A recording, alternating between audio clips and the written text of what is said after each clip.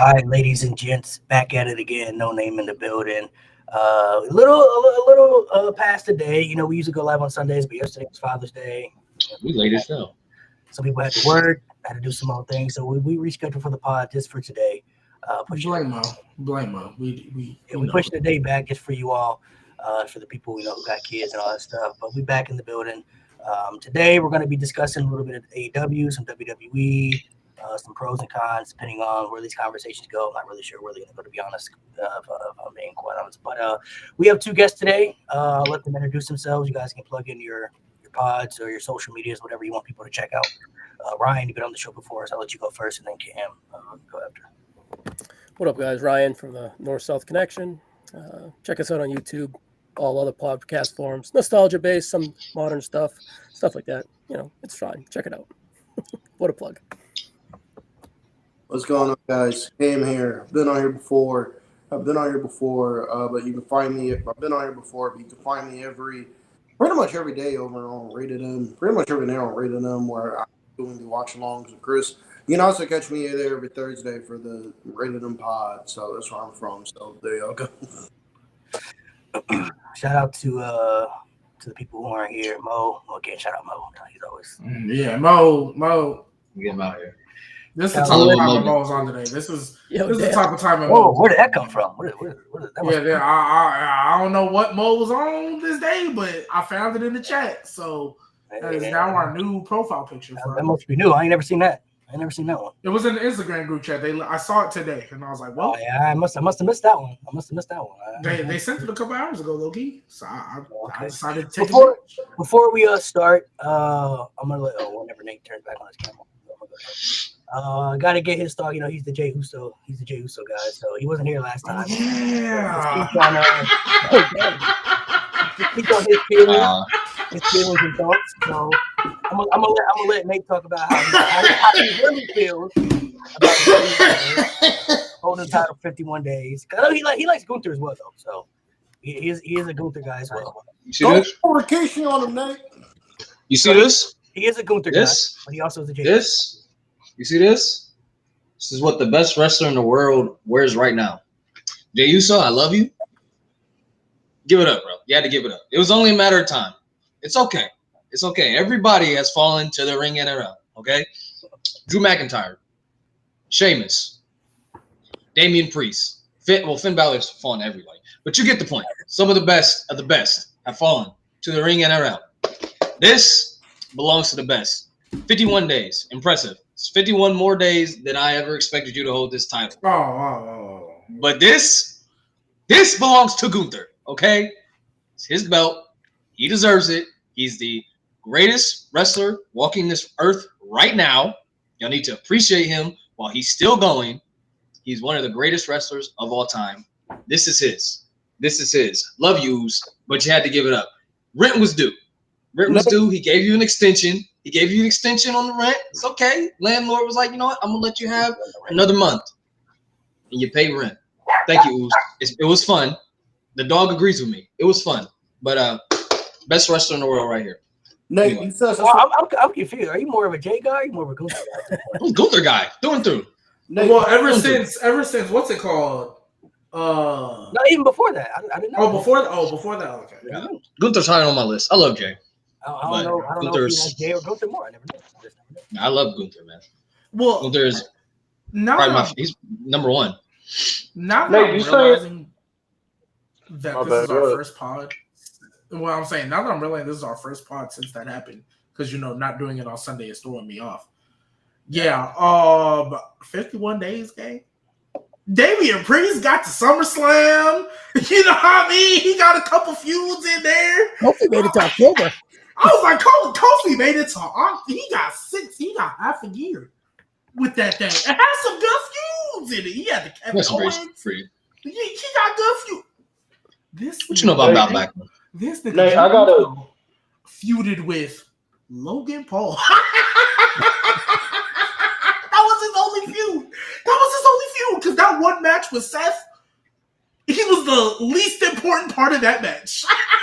Because he had the CM Punk, you had the Sami Zayn. Bro. He looks strong, though. I'll give him that. He looked. I will give him this. They never gave him that like. He wasn't like Sami Zayn talking like an underdog against Chad fucking Gable. Okay, in that sense, I do get you. But and he literally told Gunther, "I'm in my place." He was like, "I'm that guy. I'm gonna fight you again, and I'm gonna beat you again," even though he didn't. But I do like that. But here's the thing.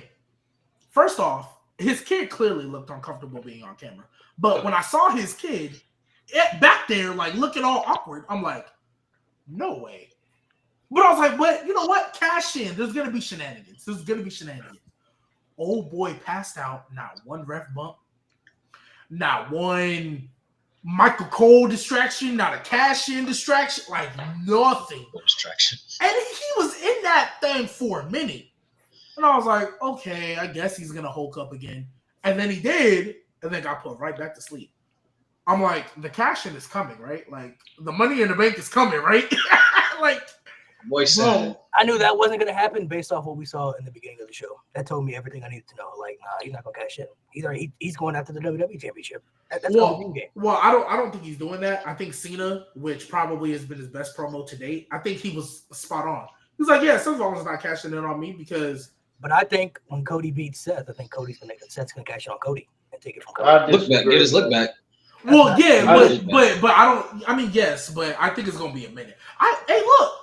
We thought Seth Rollins winning that briefcase was going to be for a failed cash in, and it looks like we might get two long briefcase holders. Like I think you can't complain too much. I got two things. One, Nate, you're wrong because you said the best wrestler in the world wears the World Heavyweight Championship. The best wrestler in the world actually wears the International Championship. And the best wrestler in the world actually wears the International Championship. But yeah, I digress. Secondly, the Money in the Bank. Secondly, the Money in the Bank cash in. Well, I think this is going simple. I can see it clear as day. I think Sammy's winning King of the Ring in Saudi. Sammy goes to SummerSlam. Sammy beats Gunther for the title. Seth cashes in. It's the Daniel Bryan story all over again. Seth wins the Rumble. Sammy wins the Rumble. Sammy wins the Rumble in Saudi, and it's Sammy and Seth at Mania.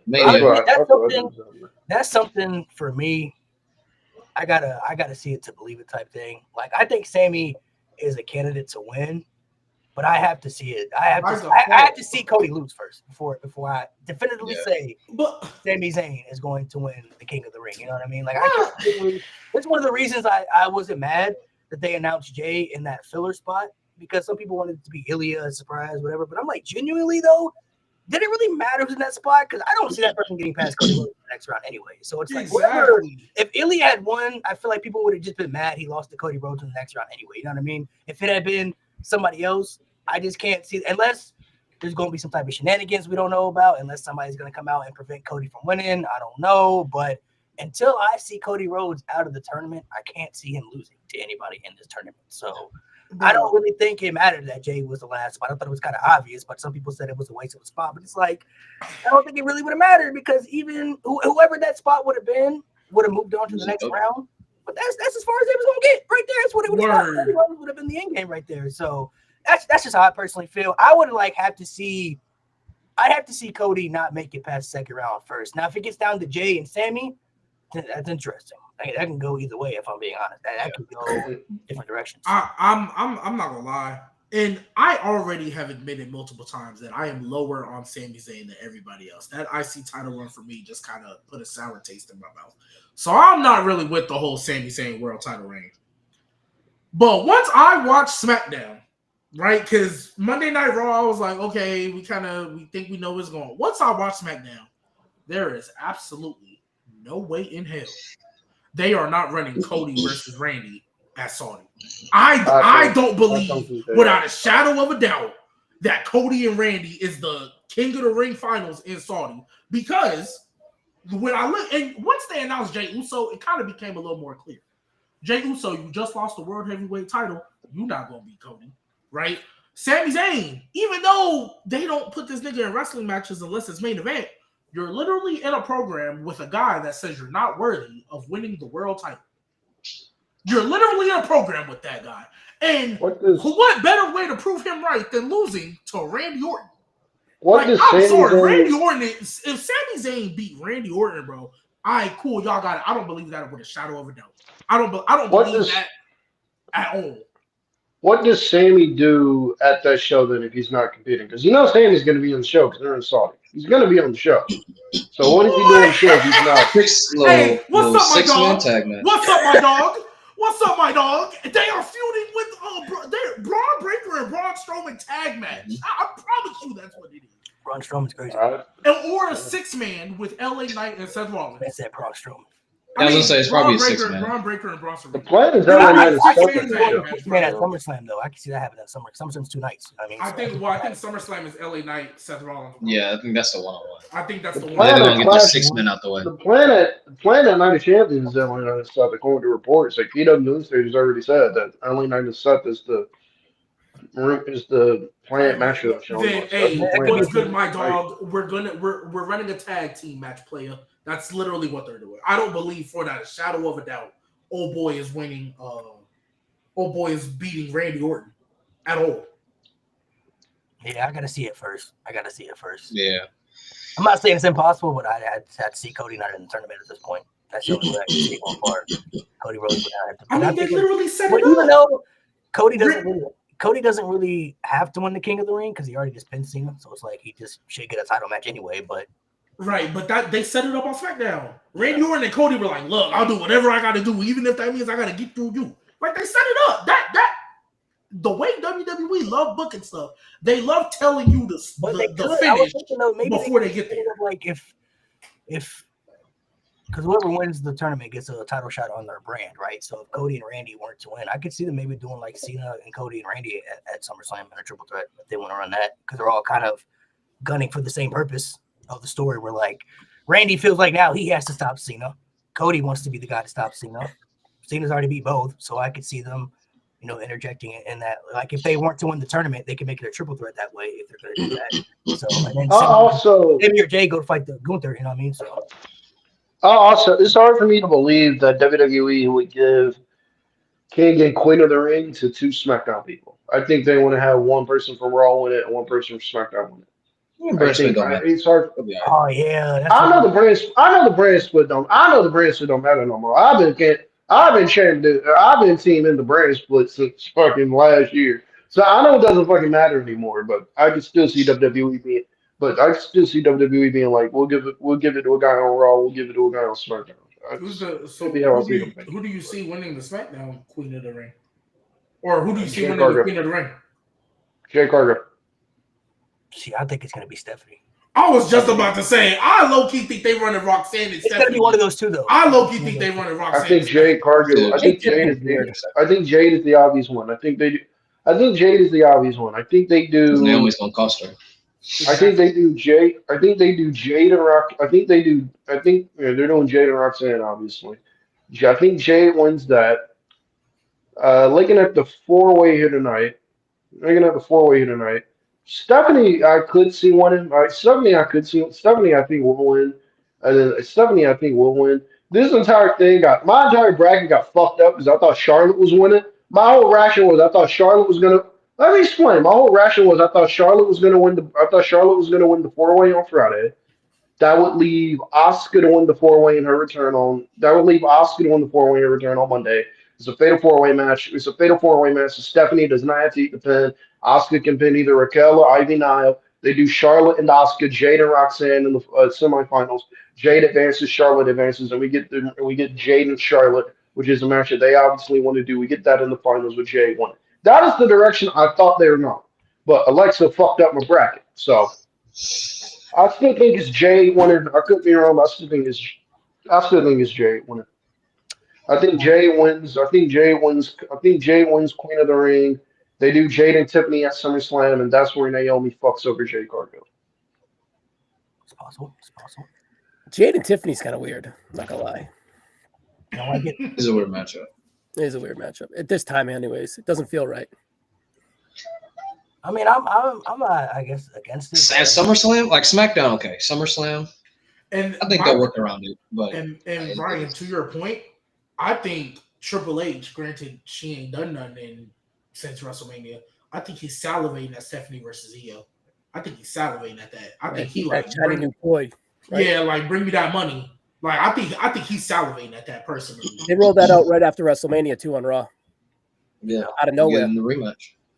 Yeah, I think that's what I mean. That's what I think. But you also got Evolution before that too, though. So and that could always I think it's more likely the Evolution match. because they got that. Either that or Io and Rhea Evolution. But how did you feel? Rhea getting her get back. Put your 2 cents on the Jey Uso. So how did you feel about the 51 days as champion?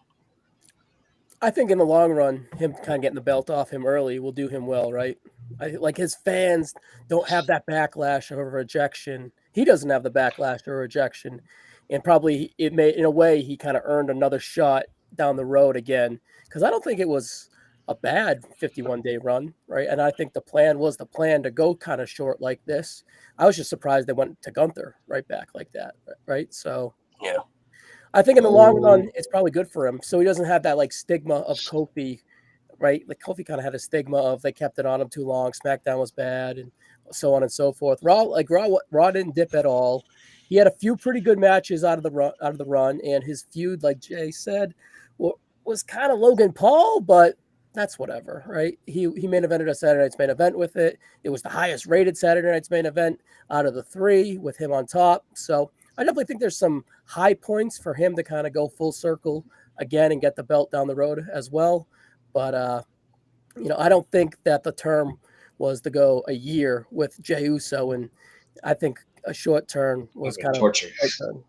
Yeah, short term, I think was always. I'm shocked he went a year. I'm shocked he went. I thought they were going to take the title off him at SummerSlam. I'm shocked Gunther won the title back. What I was thinking was when they had all that planning, what I was thinking was going to be. What I was thinking was the direction I thought they were going to go. I thought that match was going to end in a fuck finish. I did not think that match was going to clean because I did not see Gunther winning the world title back.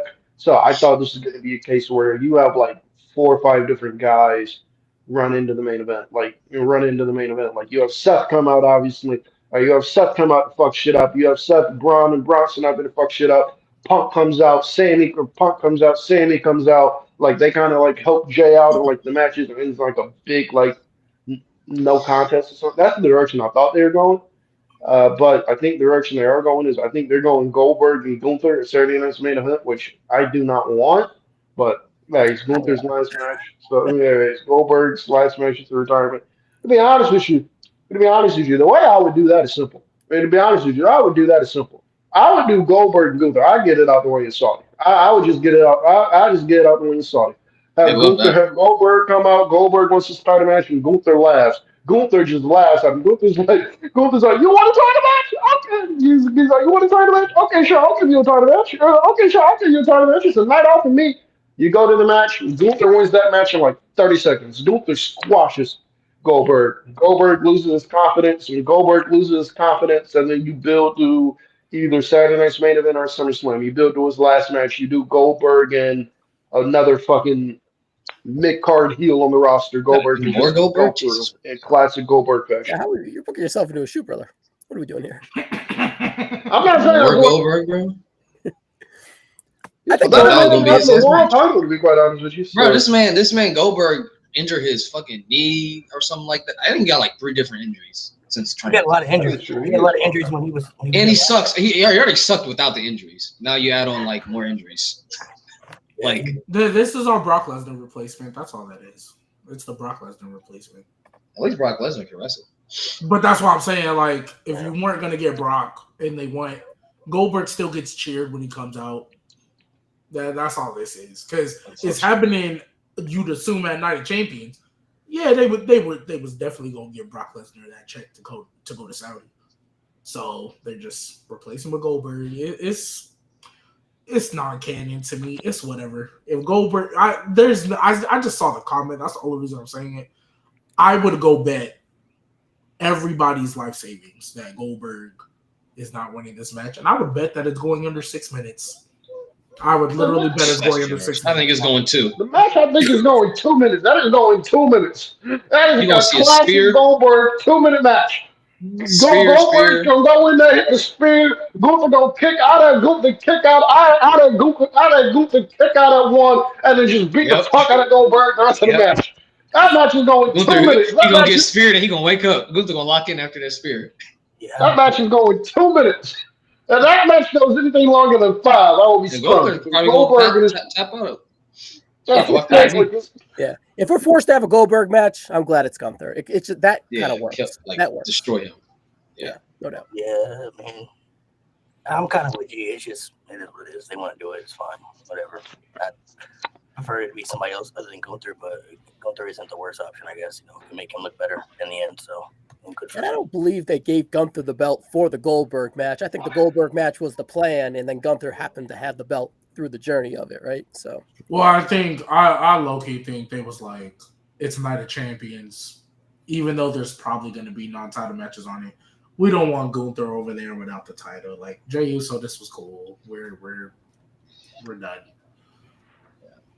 I wish they would have just let him open challenge every week as opposed to a pointless feud with Logan Paul. The tag match at Saturday Night Main Event was cool, but like I wish it would have just been like every week he was defending it. Like just let him do that. Honestly, it probably would have did better for him, but it is what it is. Yeah, I mean, I don't know. At least they struck while the iron was hot for Jey Uso. I mean, a lot of people didn't think he was going to even get a world championship, eventually. So they made up for it. And they did him justice. He had a nice world championship reign that could have been better, but at least he got the reign, opposed to like, you look at somebody like LA Knight. I don't know what they do with him, bro. Like he's in a good spot still, but it's like I don't know, bro. They keep waiting too long, bro. He gonna fall in that problem. I mean, Uso kind of took his spot away. They did the same thing with Jey Uso, though. I feel like they waited too long on Jey Uso. The only difference is I don't know if they're gonna do the same with LA Knight though. Like it may not work for him. Yeah, I feel like with Jey Uso, like he got that little 1 week or 2 week IC title reign. At least LA Knight was a 2-time mid-card champion. Because unfortunately, Cody, he was always going to hold that 365, right? So yeah, that was fine. But it's just I get people wanting LA Knight in that spot. I really, really do, right? And because we got Jey Uso in the spot, anything can happen. But unless they do a draft, I don't see LA Knight winning that Undisputed Championship. Get LA Knight 2 things going. LA Knight needs to go to Raw as soon as possible. LA Knight needs to be on the first flight to Raw as soon as possible. Yeah. Please get his ass off SmackDown. Secondly, I don't think they see LA Knight as a main event guy. That's why I don't think LA Knight's winning the title. The only reason I think Jey Uso got the world title is because of how over he is. It's because of how over he is. LA Knight is over. I'm not denying that. I don't think LA Knight is over. I don't think LA Knight is over on the level of Jey Uso, where it made sense to put the title on him, give him like a short run, and then it's like, all right, it's back to business. I don't think they see LA Knight as a main event guy. I think what they see LA Knight as is LA Knight. He's a guy who can be the number 2 babyface on either Raw or SmackDown. He's a guy who can be the number 2 babyface on either Raw or SmackDown. He's super popular, so his crowd reactions he's super popular. The fans see him as a main eventer, but they don't see him as one. So he's somebody that's credible. They can put him in. He's somebody that's credible, and they can plug him in whatever role they need him to plug him in. But in terms of him getting like an actual push, I don't think they see LA Knight in that light at all. Did they put him against Goldberg? What? No. No, God. No, Lord. We're trying to get Goldberg versus anybody. I think the only reason we cool with it being Gunther is because we know Gunther gonna whoop that ass. Everybody else. Yeah. The only name I'll be fine with Goldberg wrestling if not Gunther's Braun Breaker. Braun Breaker can murder him in like 2 minutes. Braun would be the only other option. Or Bronson Reed. I was gonna say he can get like Tsunami. I was like, he can get Tsunami. Bronson Reed would be kind of fire. Bronson Reed would be fire. I'd be okay with Bronson Reed. You just don't go for that Jack Hammer. Your knees is cooked. So Nate, let me ask you a question. Now that he in this group and we assume, things is gonna come from this, you think Bronson Reed in about a year's time, him versus Gunther in a title match, you wouldn't be excited? Hell no. I'll be excited, but I don't think it's happening. I don't think. No, I'm not saying no. I'm just saying. I'm gonna be real with y'all, man. I'm gonna be real with y'all.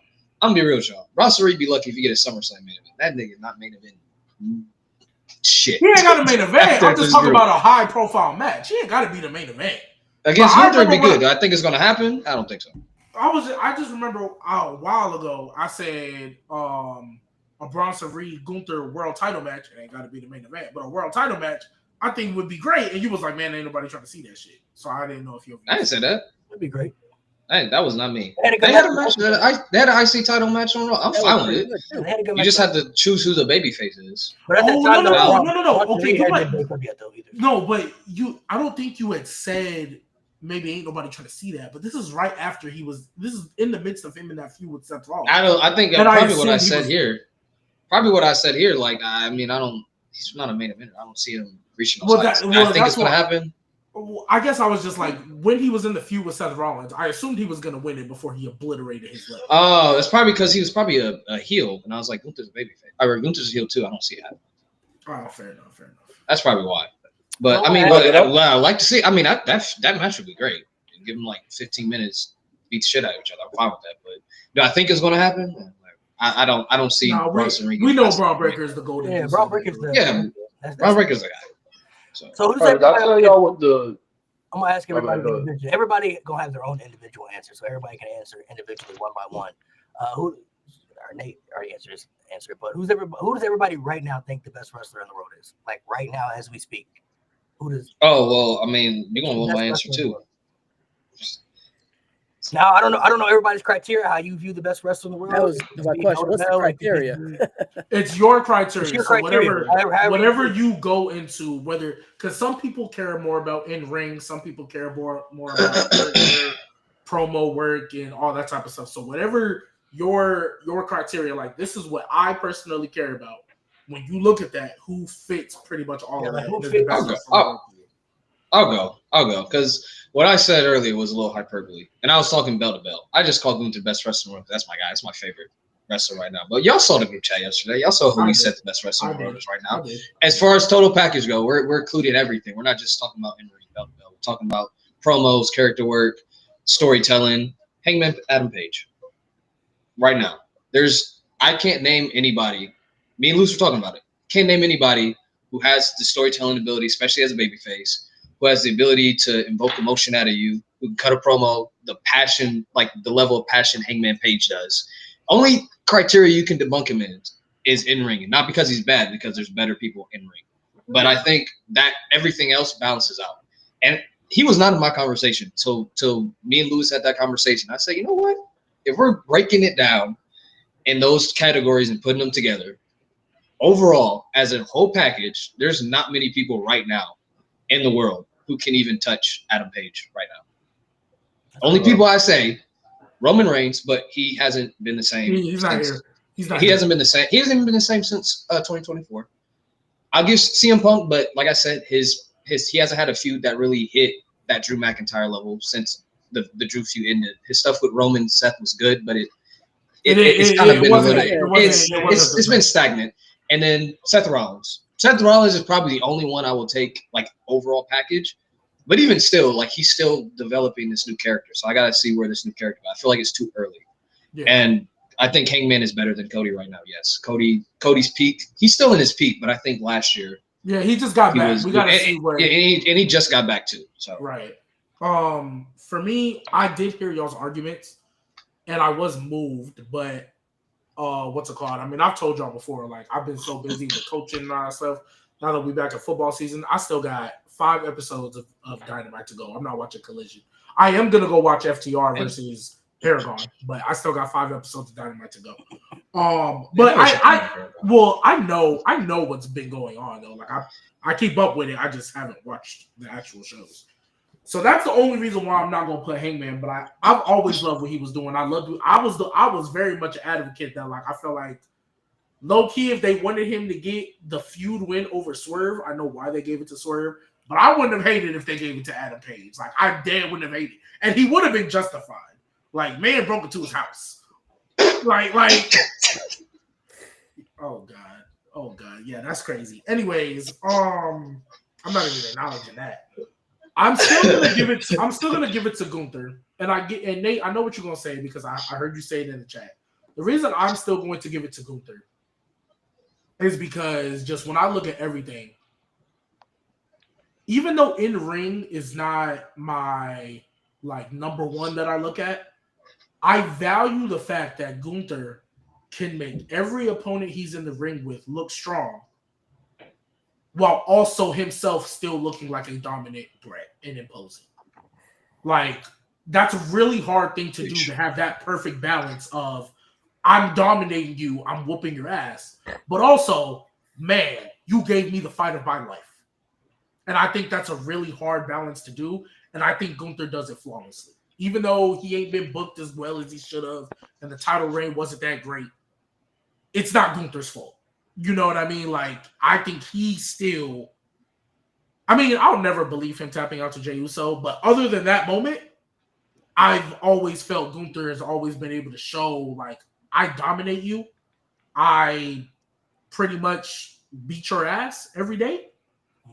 But when you're in the ring with me, dang, you gave me the fight of my life. Wow, you almost had me for a minute there. You did with Pat McAfee. I mean, low key, when Michael Cole held the feet, I bought it for a second. I was like, oh no. That shit should have gone as long as it went. Everybody's criteria is going to be different. I feel when I look at the best wrestler in the world, I'm just still looking at the package of their ability to do storytelling, their promos, their matches. Can they invest not only me, but the people in general? Like, they must watch. You know what I mean? I feel like if you're going to be the best wrestler, you got to be somebody that's must watch, right? You're not going to just call somebody the best wrestler if they're just average, you know? Like, if they're on TV, you're like, but like the best, you're like, oh, that person's must see TV. Like, I need to see what they're doing. As far as the whole package, I still feel like, for me, even though Roman is not there, I feel like he's like untouchable for me. Like, he has every box you can check off. You know what I mean? But he's not around enough. You know what I mean, to be called the best anymore. But as far as the total package, I 100% still believe he has the total package over anybody. Like, I feel like he just has it mastered more than anybody when it comes to his storytelling, his crowd reaction. Like, he just knows how to do things that I feel like others just don't pick up on. But right now, though, I don't know, man. I still feel like Cody's up there for me. Even though he just came back, I feel like when you plug him, even when he just like, the reason I'm going to say Cody is because when he was gone, his presence was much felt, especially on SmackDown. Like when, and obviously, the greatest of all time. But I'm going to say Cody for me, too, just because when he was off the show, his presence was like really must felt to me. Like, I was like, they really need Cody on SmackDown. Like, it was, people can say what they want about not liking Cody and him being not a good champion. When he was not there for them couple of weeks, I was like, he needs to come back badly. They need him. Like, his presence is much felt in WWE. I think him just taking that little absence just showed how much more valuable he is to the product and how much more valuable he is to either the SmackDown brand, the Raw brand, or just whatever he's doing. You know what I mean? Like, he's extremely valuable to the brand. His promos are really good. I think his storytelling is really good. He can have good matches. You know, I feel like with people you put him in the ring with, I would still say Cody is number one for me. Hangman's not a bad answer. Also, some might say Kenny Omega. Kenny Omega is also a great answer as well. Of course, you got Will Ospreay in the conversation. Gunther, they're all out there. But I think for me right now, I think Cody still has the total package. Checks off a lot of boxes for me personally, who I look at as the best wrestler in the world. And I think the big part of it, like I said, for me, is when he wasn't on TV for the couple of months after Mania, his presence was much felt. I feel like SmackDown was at the lowest point, you know, when he was not there. Like, it was pretty bad. Like, people, like I said, talked about how, you know, I guess bad his championship reign was for a lot of people and how boring it was. But when he wasn't there, I'm like, no, yeah, his presence is much needed. They kind of need him a lot, if you ask me, especially in that top scene, you know, for the main eventer. So I'm gonna say Cody for me personally. Ryan, who you got? All right, so I was marinating on it, and it's a few ways to look at it. I'm kind of going to talk it out as I think it out. So if I wanted to watch one wrestler every week, which the same style, the same presentation, and the same whatever, it's Gunther for me. Like, if I know that I'm going to have a Monday Night Raw match and it's going to be 10 to 15 to 20 minutes, give me Gunther. Right? Because it'll be a different match, but it'll be the same match with a different opponent every time, right? But that's not a bad thing. That's a compliment. I don't want to come across as a bad thing. And then I want to look at CM Punk and being like, yeah, he's 50, 49, whatever he is. If he was put in the John Cena role right now, that John Cena role of the final year, the last champion, would just come across so much better and not lazy. So I want to give flowers to CM Punk in that aspect, because the landscape of 2025 presentation is extremely weird, because John Cena is our champion and he's like on a countdown to the end of the year, and you get me what you get me. Some will be matches, most of them won't, but we're going to get the same mundane promo every time. So, but if I put CM Punk in that category or that role, I think he would blow it out of the water. And then it's like, yeah, I agree with Cody and Roman. More Cody from an everyday standpoint, because I don't think that like Roman would necessarily be realistic from a week-to-week aspect, but Cody could definitely fill those Gunther's every week shoes that I was talking about. But you want to talk big match, we got a WrestleMania, we got a SummerSlam on the horizon, man, Roman Reigns don't miss. Roman Reigns don't miss on that at all, right? So this depends how you want to look at it. But then you want to talk athletically, Will Ospreay all day. You know what I mean? You want to go out there and have a athletic 15-minute TV match where you know that there's not going to be a finish till 15 minutes, which kind of is the pushback to like Will Ospreay or whatever. Like, you know, you got to go through some shit before it matters, right? The whole match matters to Gunther, and it comes across that way. That's kind of where I want to kind of symmetry with those two. So there's a few names that I'm throwing out there, but I can't get past that emotion with Hangman either. He does elicit emotion out of his opponents, out of the fans, out of everyone. So that is a very good point too as well, Nate. So there's a lot of names you can go with, but ultimately I'm going to go with Gunther, because that's who I would rather watch week to week in a 10, 15, 20, 25-minute match, right? So that's kind of how I'm going off of it.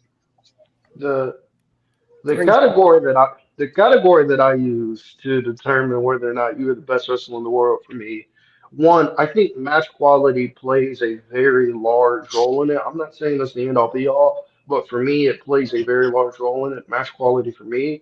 How excited am I when I see your matches announced for TV or on pay-per-view?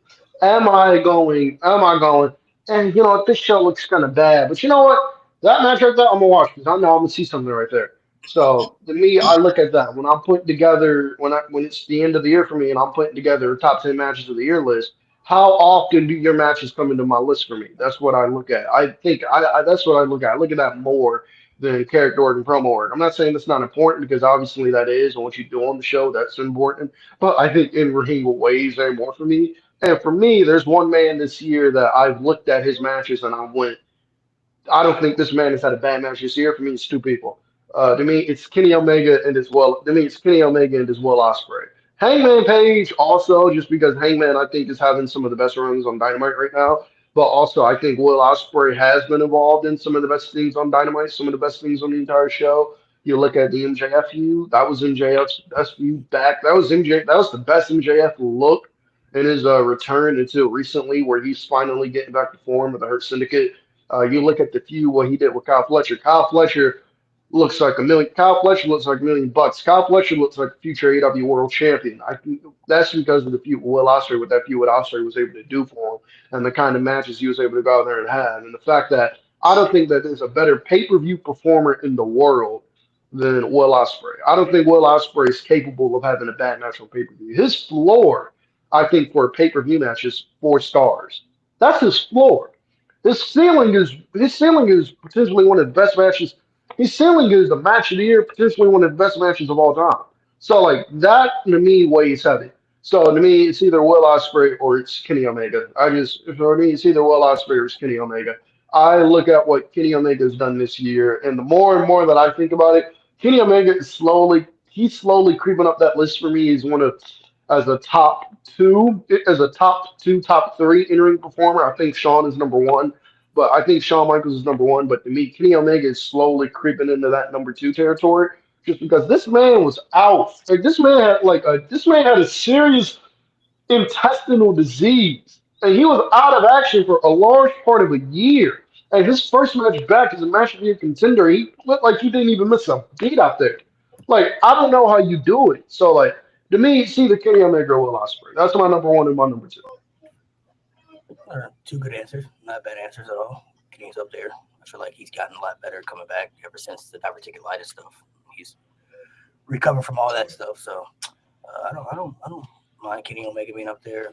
Will Ospreay, obviously, his match quality is very high. I mean, he puts on some of the best matches that we've seen all year, too. So, Kenny's right up there. But to dive more into the AEW and WWE topic, I don't know what everybody wants to dive into. If there's a particular frustration you want to get off your chest, if there's something that you, I don't know if you guys want to throw any shade at somebody or if you want to talk some positives. But well, I thought Nate had some specific that he wanted to get into about it. Since it's versus WWE, I thought I mean, man, I just think AEW's had a better creative year in 2025. Ever since the road to WrestleMania, which wasn't really all that exciting, WWE hasn't even really hit the same. If you're being real, I think week to week, AEW, especially the past few months, has just been better. Raw is cool. I like Raw. I can sit through Raw, but I mean, it's just a commercial with some wrestling thrown in at the end of the day. NXT is definitely the best show WWE has on because it focuses more on someone got a text. It is more focused on the actual like stories and the matches and the characters than like, hey, we got this product we want to sell you real quick. You know, there's not a lot of there's that in NXT, obviously, it's WWE, and there's that in all mainstream wrestling. You gotta pay the bills. I understand that, but that's where my frustration. I just feel like WWE is it doesn't feel like professional wrestling at the end of the day. I think AEW has the soul of professional wrestling. I think WWE is losing that. And it's because of all this other outside stuff that is starting to creep in and kind of take away from the wrestling. It doesn't affect the storylines unless you're talking about the War Raiders and New Day at WrestleMania, but it does take away from TV time. It shortens matches. It, you're getting these Slim Jim tables, which is fine, but now it's like you're going to have a table spot every match because you got to sell the Slim Jim, you got to get the sponsor, and it's going to take away from that table spot. It's like we have to hit a certain amount of table spots. So it's like it's going to get to that point where your matches are going to be predictable. It's like, oh, we got to do the barricade spot because we got a sponsor here. We got to do the wooden table. Then we got to do the announce table. We got to pull this ladder out because we got all these sponsors. And it's cool now until they start doing these spots to like, we have to hit it because we have these sponsors that we have to shout out like every time. And it's not just Michael Cole saying, hey, Wheatley Vodka, buy it. It's like, no, put him through the table because we got to make our partner Slim Jim happy. And with AEW, like, yeah, people can complain, it's too much blood, it's too many near falls, matches go too long, but it's all in the spirit of professional wrestling. They do it for the love of the game. WWE's doing it because they got to sell. They got to sell this product, which, again, right now is cool. It's fine. We're not having any issues with it. But what is it going to look like 6 months from now when every no disqualification match has to have this table spot and this barricade spot and that, like, because we have to sell a sponsor and it just gets repetitive and it gets boring. Whereas in AEW and in NXT as well, they're doing it just because it's the story. It's the story.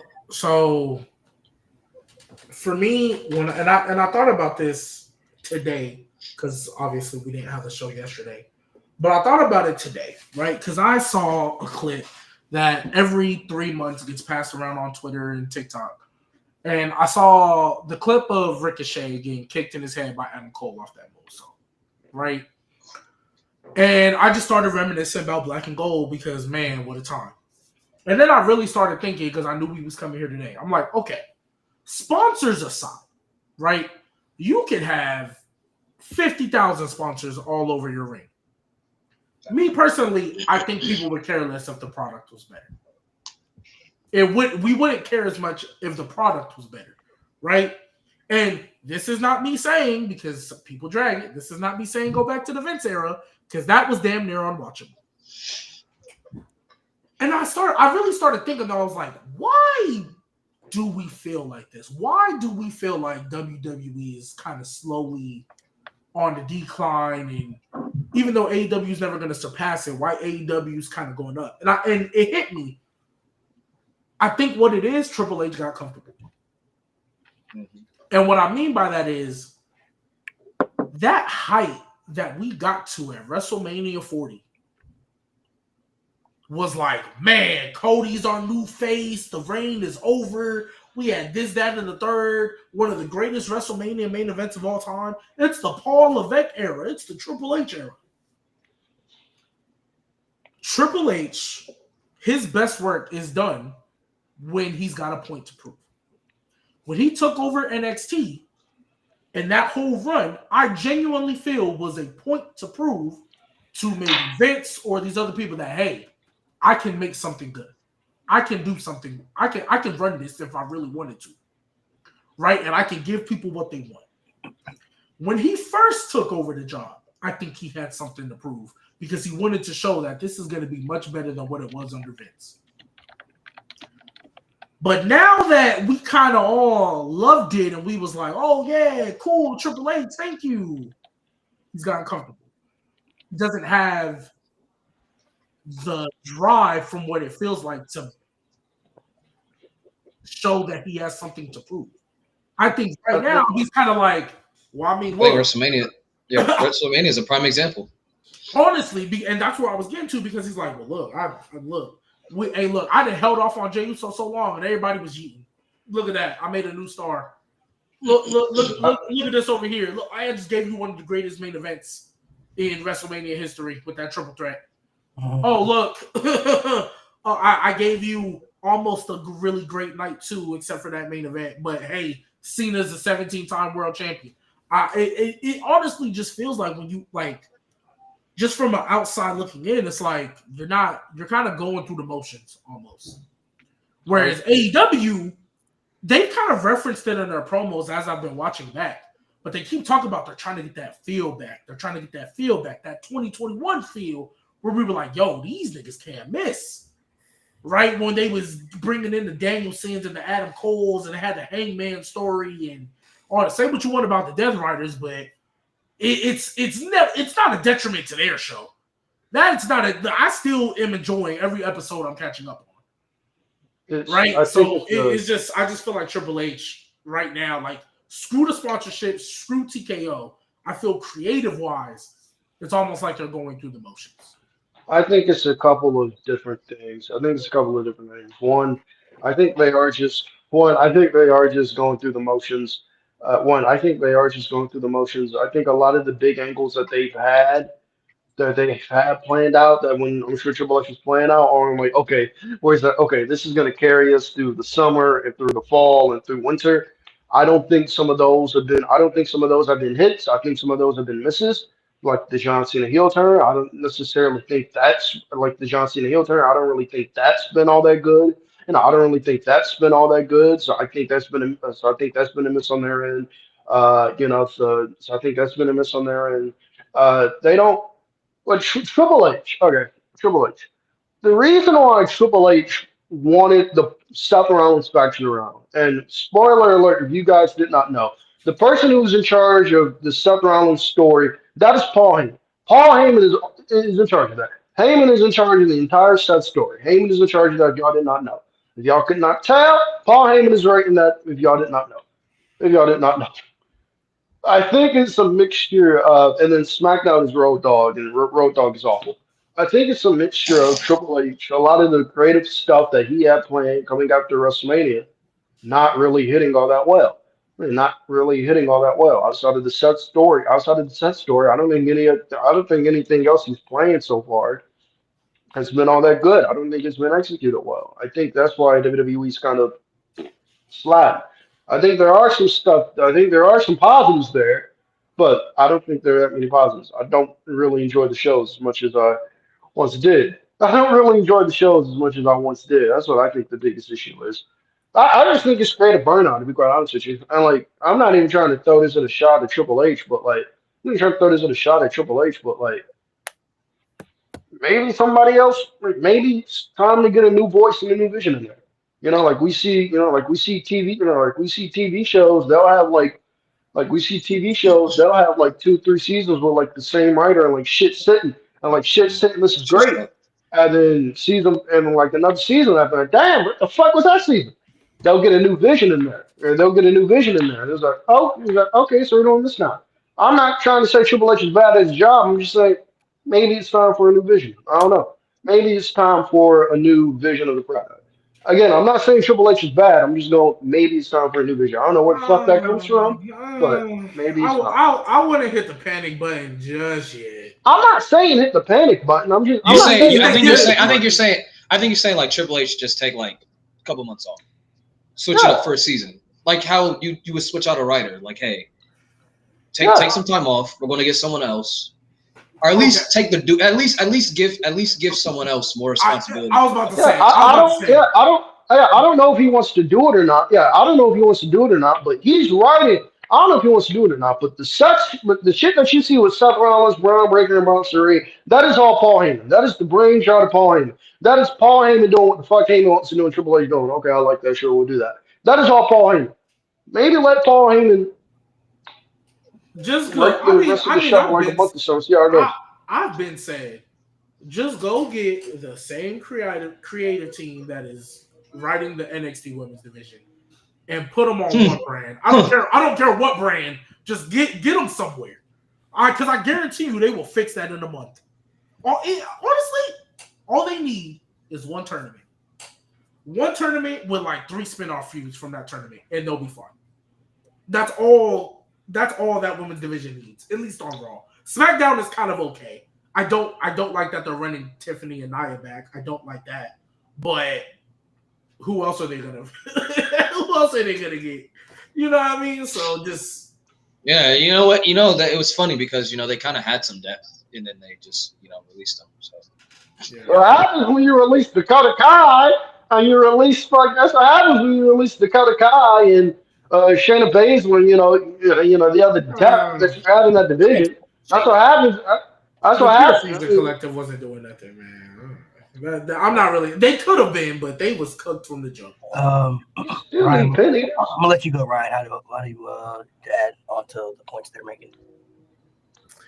Well, I wouldn't say we fire Triple H, but I like the idea of maybe him getting hyper focused. All right, let's put it this way. So you're a football coach, right? You're the head coach.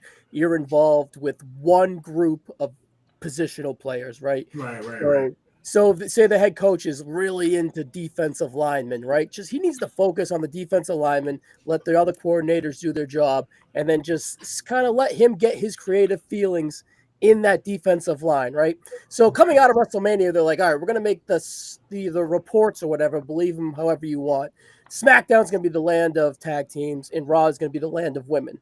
And it's like, that's a good-ass idea, right, for structure and core of the team, right? So it's like, since we get that, the SmackDown division, we throw Fraxium in there. We're having great television matches each week. We get the killer TLC match. And then we have these little feuds within the structure of the tag team division. Right. And then they throw the wet blanket of the Wyatts into this hot tag team division. And then since then, all those characters that we've built up are like kind of laying down to the Wyatts, spooky, and like Montez Ford is like, I don't want to wrestle no one now. Like I'm like that's like that structure is just like, what are we doing? We invested all this time in the SmackDown tag division. We throw the Wyatts in there, and you can make that work, but then they have to be subservient to the rest of the tag teams to be lessened and weakened. So that's like a wicked red flag to me of being like, well, as a whole, while you invest all this month in this whatever, that division's kind of been cooking since Survivor Series, and then we build up to post the TLC, and then they have great action after that, and then we insert the Wyatts, and then everyone else quivers, and the tag team division falls to nothing. That's a little concerning to me. Now on the Raw women's side of things, I think they're doing all right, right? Like the pieces are starting to moving. It's weird because you have Money in the Bank season, and then on top of that you have Queen of the Ring season, so it's just like structure wise, and it's like they put a lot of things on hold.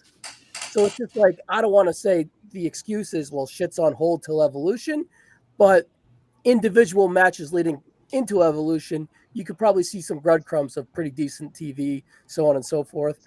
But yeah, I don't know.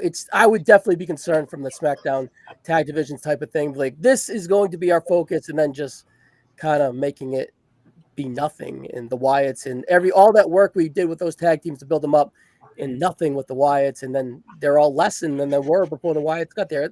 From that, it's just like, where is his thumb on the pulse of a lot of things, just to use an example. So maybe he does need to I forgot who said it, but maybe sharpen his pencil or sharpen his iron or get more focused on something to go full circle here, where I don't know. It just feels like maybe he's not in full focus or something. I think your analogy of coaching, and I appreciate that because I'm a coach, I think works perfect. I think right now he's the head coach that's trying to handle every single position group. Yeah. Where and I've been in situations where I've had to handle multiple position groups. That's not fun.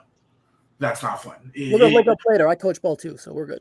Yeah. Because having to worry about multiple positions sometimes it's just because coaches leave out of nowhere. Like that's a headache. That's very, very stressful. So I think that example you use is perfect. Right now, he can be the head coach. Focus on your side of the ball. Let your coordinators handle that, and just really lock in. The main event is yours. Yeah, whatever. Handle the main event. Yeah. What you do in the main event, that's you. Please go get that coordinator from NXT. Please. Well, that's what he's doing with Heyman. That's what he's doing with Heyman, at least for the Raw side. The Raw main event scene is all Paul Heyman. That's all. The Raw main event scene is all Paul Heyman. That is all Paul Heyman putting that together. It's Heyman going to Triple H and going. It's Heyman going to Triple H and going. This is what I want to do. This is how I want to advance my story. Triple H goes, okay.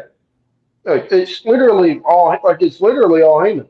Like, I don't know if y'all know, but like that monster push Bronson Reed got last year, that was because of Paul Heyman. That was because of Heyman. They were struggling to find ways to get Bronson Reed over. And Paul Heyman was like, I'll tell you how you get him over. Paul Heyman was like, I'll tell you how you get him over. It was like, you have Bronson Reed go to the ring, you have Bronson Reed go to the ring, and you have him murder everybody. And if you do that, I guarantee you within 2 weeks he'll be the most over guy on the show. And Bronson Reed murdered everybody. And 2 weeks later, he was one of the most overacts on the show. So they're doing that. It's Heyman, so they're doing that. The Raw main event scene is Paul Heyman. The SmackDown main event scene, I don't know. They got some work to do over that. But the SmackDown main, I don't know. They got some work to do over that. But the Raw main event scene, that's Paul Heyman. That is literally all Paul Heyman. Yeah, I've always watched wrestling, I think, a little differently than most of my friends I grew up with and other people. Like, there's gonna be good and bad. You gotta understand that not everything you watch you're gonna like. You know what I mean? And I think a lot of people also have a lot of nostalgia for the eras they're from, because you'll see a lot of people gaslight their era, whether it's the Attitude Era or the Ruthless Aggression Era. But it's like, no, that was good though. You know what I mean? Like, I grew up in that time frame. There were some bad things in that era too. Like, it wasn't all peaches and cream. Like, I watched some great stuff in that era, but then I also watched the Great Khali as the World Heavyweight Champion. You know what I mean? Like, that wasn't a good time. Like, you go back and look at the Attitude Era, a lot of great things in the Attitude Era, but then we watched, Choppy Choppy Yo Pee Pee. Like, that wasn't good. That was ass. You know what I mean? May Young give birth to a hand. Yeah, like there's some bad things in every era, but can you produce more good quality? I think as fans is what we're looking at.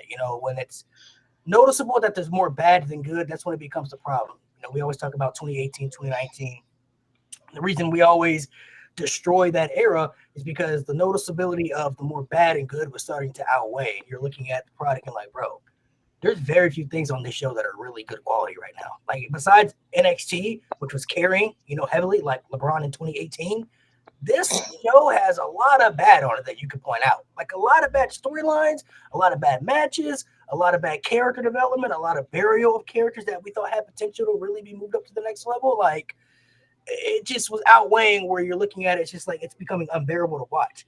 I don't think WWE's in that particular territory right now. I get some people don't like the TKO aspect of the brand deals and the logos on tables and on, the ring and stuff like that. I don't really care too much about that. It's just a logo at the end of the day to me. They're getting paid for it. Like, if it becomes an issue, like Nate said later down the road, where you got to do certain spots for the brand deals, and I'm like, okay, then you're stretching it. But I don't care how many logos you have in the ring, as long as you're producing good stuff. Put 1,000 logos on the ring for all I care. I'm not gonna be distracted watching a match that's really good just because there's a Prime logo in the middle of the ring. You know what I mean? Like, I feel like right now, WWE's at a weird stage. We talked about it last week, but this year creatively is Triple H's worst on the main roster. But even at his worst, still not as bad as what I saw Vince do in the 2018-2019. No doubt. Oh, no, it's not bad. Oh, no, it's not bad. I'm just saying from what other people's perspectives are. Like, Yeah, I some feel people like are when you go through a bad vortex with WWE's booking, because you're always going to have a good and bad vortex, even with AEW.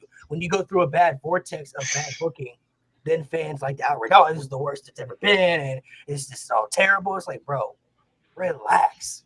It is a bad vortex. Yes, you're going to go through that times, but stop trying to compare it to other bad vortexes that were clearly worse than what we're going through right now. Wrestling right now is in a very good spot. It's in a very good spot right now. You may not enjoy every single thing, but it's in a very good spot. You know, like I feel like as fans, and we can always be guilty of this ourselves. I feel like as fans, we have to find ways to just enjoy it more. You know what I mean? Like we got to understand not everybody's going to get pushed they don't like. If you didn't like Jey Uso, okay, Jey Uso wasn't your cup of tea, but you got to understand why he gets pushed. He's over. That's why he's getting the push. Like he's got the crowd reaction. You hear it every single week. You can't deny it. You can talk about it on the internet all you want, but the marinas go crazy for this nigga every single week. It happens every place they go to. So that's why he's getting those opportunities because he's consistently over with the audience. And there are people out there who want to see Jey Uso get pushed. We've had many debates where we made clips about John Cena, about being the GOAT and stuff, and some people disagreeing because he got booed for half his prime, right? Which is true. But I'm like, bro, y'all also had to remember there's another portion of the audience that did like him though. Like he impacted a whole generation. That does exist. Like he just wasn't getting booed and nobody was like, oh, I don't like John Cena. He had a whole impact on a whole generation of people. I always use the Make-A-Wish thing as an example. This guy got more Make-A-Wishes than anybody. We're talking not even just WWE, we're talking any celebrity, bro. If that doesn't tell you about the impact that he had on an entire generation of people, I don't know what will. Like, yeah, there was half the people that were booing him.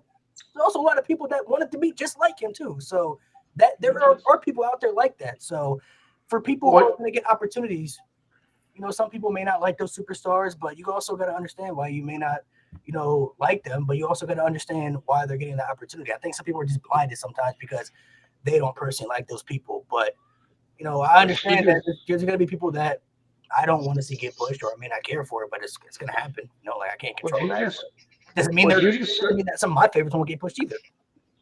What you just said about Jey Uso and why he's getting pushed is the exact reaction I have to AEW fans. And AEW fans are when AEW fans ask why does Tony Khan want to put the championship on Darby Allin so bad? I'm like, I wouldn't do it personally. I wouldn't do it personally. Hangman would go right into Texas and end all this shit. And then all this shit. Fuck Darby Allin. Fuck Darby. That's how I feel. But people wondering why Tony Khan wants to put the title on Darby Allin. I tell them the same thing you're saying. It's a very obvious reason.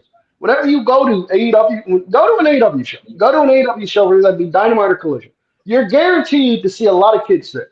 A lot of kids there dressed up as two people: Darby Allin and Orange Cassidy. I went to WrestleCade back in December.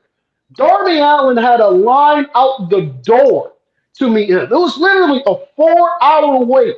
There's a 4-hour wait time to meet Darby. I didn't wait in the fucking line. I'm not waiting 4 hours. Fuck you. But it was a 4 fucking hour wait time to meet Darby Allin. Like that is how popular.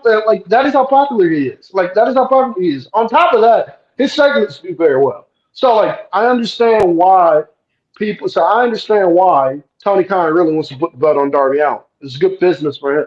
The same thing I say with Orange Cassidy. When people are like, why is Orange Cassidy out? I'm the same. Why is Orange Cassidy on TV? Because Orange Cassidy's popular. He moves a shit. Because Orange Cassidy's popular. He moves a shit ton of merch, and also kids love him. You go to an AEW show, you're guaranteed to see a lot of kids there dressed up as two people: Darby Allin and Orange Cassidy. That's what you're going to see. So that's why Tony Khan gives them the pushes that they do. You might not like the gimmick and the character. You might think Darby Allin is a fucking spot monkey, but he's popular. You might think the Orange Cassidy gimmick is stupid, but he's over. It comes out, he gets a reaction. The place goes nuts for him. I think that's one thing people try to downgrade too in this era for some odd reason. I don't understand it. It baffles me. Getting over is like the most important thing in wrestling. Nobody wants to come out to crickets. You know, nobody wants to come out to no reaction, whether you're getting a mixed reaction like John Cena was at his peak, or you're getting booed or you're getting cheered. Wrestling is all about getting reactions. You know, that's why the pandemic was hard to watch for certain people, because there's no crowd there. There's no crowd energy based into the show. So wrestling is all about getting reactions and superstars that you guys choose. The people who choose who they like. They're the ones that make it popular. Like Jey Uso got popular because of the people. You know what I mean? So getting reactions is I'm sorry to cut you off, Malik. Getting reactions is exactly why, and people are going to laugh at me when I say his name because I cape for him a lot. But him getting reactions is exactly why Psycho Sid was able to have the career that he had. where he was a top star everywhere he fucking went. In the ring, the nigga was shit. In the ring, he was terrible. In the ring, Psycho Sid was shit. He could not talk. He could not promo. He couldn't work in the ring. He was shit. But Psycho Sid came out. If you go back and watch Psycho Sid, whether it be WCW, WWE in particular, ECW, every time Psycho Sid came out, the place went nuts for him. So I understand why. Promoters are like, well, hey, shit, he can't really do shit, but he's over as hell. So, like, I don't know why people try to downgrade one of the most important things in wrestling, like ever. It's getting over. You got to find a way to get over. Find a way to get a connection with the audience. Find a way to get a reaction, whether you're getting booed, cheered, or you're getting a mixed reaction. It doesn't matter. John Cena was the top guy for years. He got mixed reactions, but he was always over. That's why he was always in the top spot. You couldn't deny it. Whether you were booing him or cheering him, people felt emotion about what John Cena was doing. He evoked emotion out of the fans. Everybody finds a way to try to get over, but it doesn't work for everybody. But there are certain superstars who are going to get opportunities that are undeniable, like Daniel Bryan, Jey Uso, like guys like Jeff Hardy. Those guys got over organically. You know what I mean? Because people appeal to those type of wrestlers.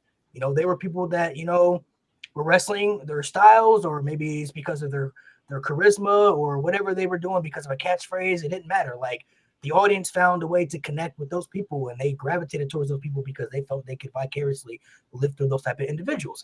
They got over organically, and the WWE couldn't deny it at one point. The Wrestlemania, the Yeet movement, Jeff Hardy's, peak, they say bigger than Obama. Like, at one point, you know what I mean? Like, these people become so big, you can't deny it. So they're getting those opportunities because of how popular they are, and people want to see those opportunities given to those individuals. So I don't know why people try to downgrade the concept of getting over, or however they got over. It doesn't matter how you get over. You get a reaction. Go out there and find a way to be popular. You look at Zelina Vega. I think she's a really good wrestler, but she ain't got no reaction. And she's been a champ for how many weeks now? People try to, use Wrestlemania pretty much week after, right? People were trying to use the excuse, well, her theme song changed. Well, her theme song been the same for a while now. People got to know about now. She's still not getting a reaction. You know what I mean? Like, she doesn't have a connection with the audience. You know what I mean? So, like, she's not over. She doesn't mean that she's a terrible wrestler. Doesn't mean that she's not good. She just doesn't have a connection with the audience to make people appeal enough to care about what she's doing, opposed to other people like Karrion Kross who can't even get TV time, real TV time. This man got over organically just doing backstage promos, just cutting promos on the internet. Now he's over shit. And he still can't even get a match in the ring. He still can't even get an in-ring segment. He still can't even get a storyline. This man getting the biggest reactions on main events since the first episode.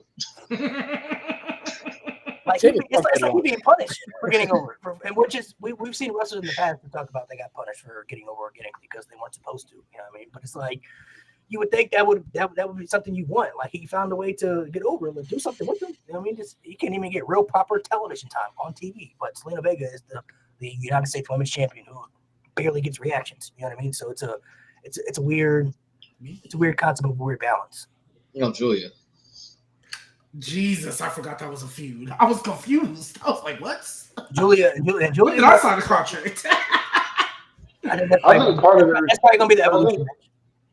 I think part of the reason why, and I said this on Rated On, I think part of the reason why people like Zelina Vega, why Zelina Vega, why DIY, like the Machine Guns, like Carmelo Hayes, why they're not getting a lot of crowd reactions, as corny as it may sound, I literally think it's just because they're on SmackDown. Because SmackDown for a while was a terrible show.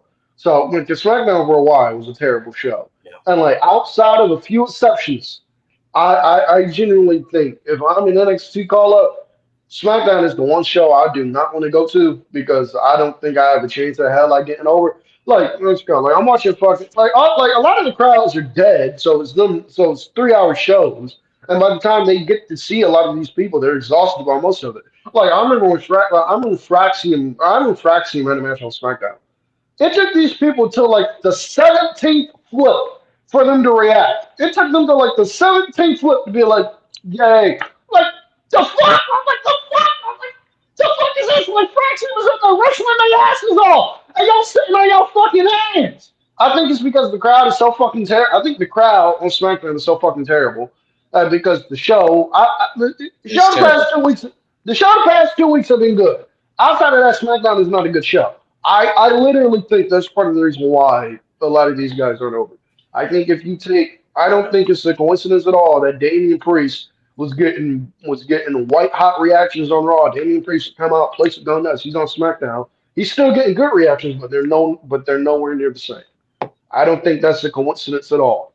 I think it's because he's on SmackDown. I think if you move somebody like Carmelo Hayes over to Raw, he'd be a lot more over. I think if you move somebody like Zelina Vega over to Raw, Zelina Vega wasn't getting that much reaction on Raw anyway, but she was getting a lot better reactions than what she's getting now. I think Zelina would be fine.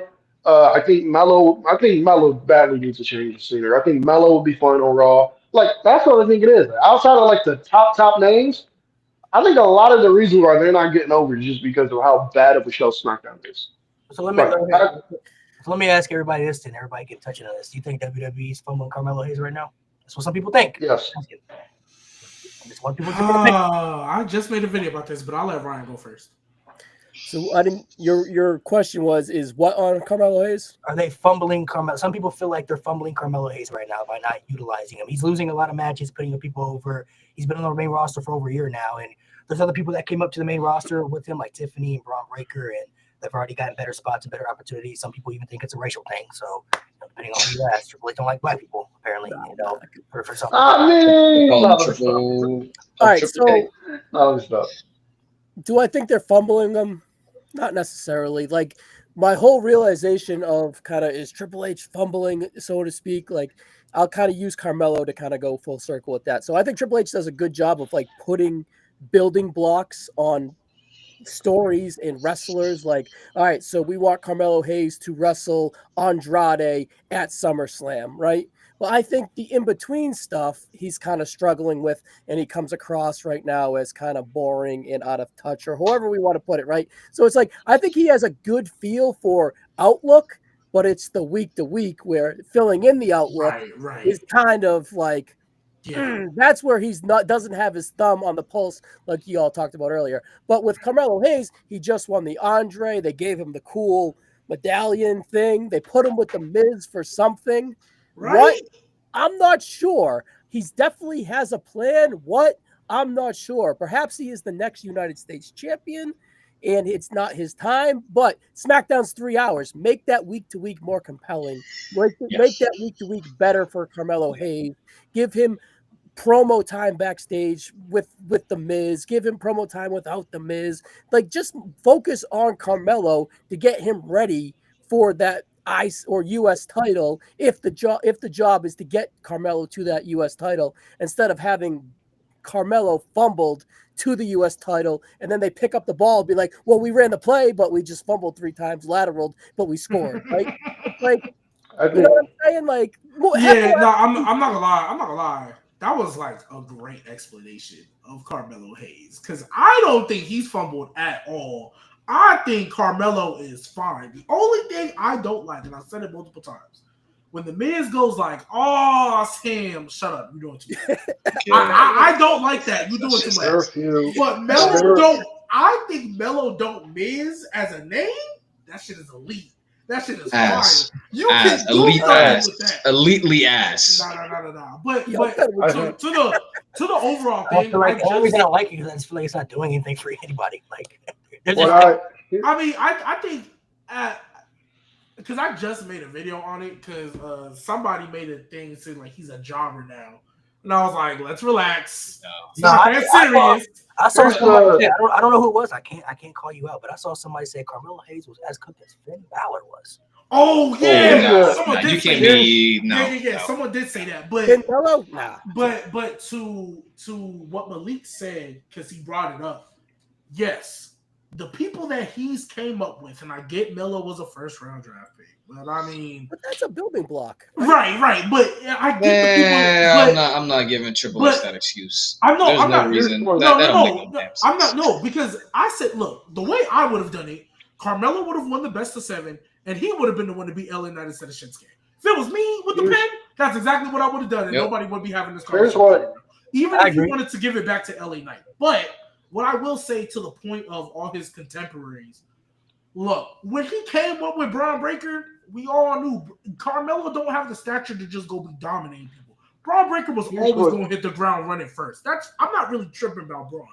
Tiffany, Yes, but like also she's not really what she was in NXT. Like it's definitely a step down. And if we're keeping it a buck, the bar for the women's division was damn near in hell. And Carmelo came to a bar that like that scene is damn near elite. To add on to it for that, there are certain people that you knew that were going to get utilized better. I think Braun Breaker, we all felt was going to be the next guy. That was just obvious. Tiffany, you always felt was going to be somebody big in the women's division. The only reason now Lyra is doing something is because Becky Lynch came back. And word. Before that, Lyra wasn't doing much. You feel me? Before this is what I think the issue is with Carmelo Hayes right now. One, I think they badly need to. I think Carmelo Hayes badly needs Trick Williams. I think he badly needs Trick. Yes. I think he badly needs Trick Williams. Carmelo Hayes in NXT with Trick Williams. Well, I think they need each other because one, I think they were able to play off each other. So I think they were able to play off each other so greatly because like Melo. I don't think Melo's a bad promo, but I don't think it's necessarily one of his strong suits either. Trick Williams was able to handle. Trick Williams was able to handle a lot of the promo stuff. Trick Williams was able to handle a lot of the promo stuff, and Melo was able to come in, and Melo was able to. If this makes sense, Melo was able to come in, and he was able to act like, okay, you got like Trick, you got Trick in there cutting the promo. Melo was able to come in, and he was able to act like the street kind of like slang terms to it, if that makes sense. Like I remember the feud he had with Cameron Grimes. He was on TV talking about he gonna get it back in blood. I remember he was on TV talking about he gonna get his North American championship back. He gonna get it back in blood. Like I remember doing that. I remember Melo in NXT. I remember promo and Melo was the in-ring guy. Like Melo made exactly. I think that's why they worked so well together. I think them breaking up was a massive mistake. And also with Melo, one, if you tell the audience that a guy's a loser a certain amount of time, they gonna start to believe he's a loser. If you keep telling people, hey, they gotta be very careful they don't fall into this with LA Knight territory. If you keep telling people, hey, this guy's a loser, he can't get the job done when it counts, they gonna start to believe. Hey, what the fuck am I cheering for you, man? I'm not saying he's Finn Balor territory. I'm not saying he's Finn Balor territory because Melo, he's also like you look at the people who Melo's losing to. He's losing to Cody. Okay, he's losing to Cody. Okay, I understand. He's losing to Randy Orton.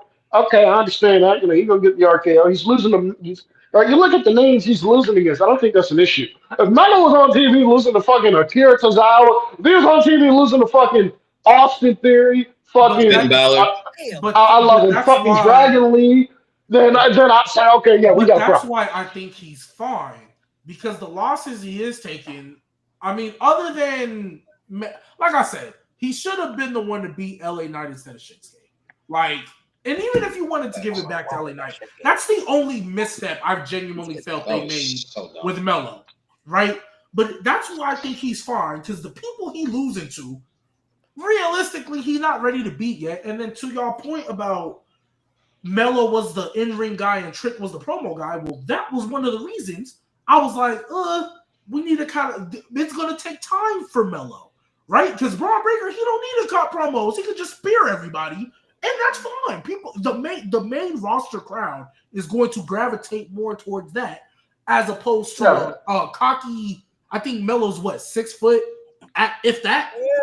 Right, Braun, 6 foot, Braun, Braun in the main roster to that. Yeah, Braun in the main roster is fine because if it's one thing you can do, because if it's one thing in wrestling that's almost guaranteed to get over, it's a guy who's built like a brick shit house going in there just kicking ass. That is almost always guaranteed to get over. I don't give a fuck how shitty of a wrestler you are. If you are fucking, I don't give a fuck how shitty of a wrestler you are. If you are built like a brick shit house, like you look like you are a walking advertisement for steroids, and you go in the ring and you destroy people, that's guaranteed to get people over. And I know this for a fact because it worked for Ryback. Ryback can say a word. Ryback is coming out whooping ass. And Ryback is coming out and whooping ass in about 30 seconds. He'd do his shit, leave. A couple months later, oh shit, this dude's over. Because he looks like he can fucking kill you. He's going to go in there, he's going to beat the hell out of you, and he's going to leave.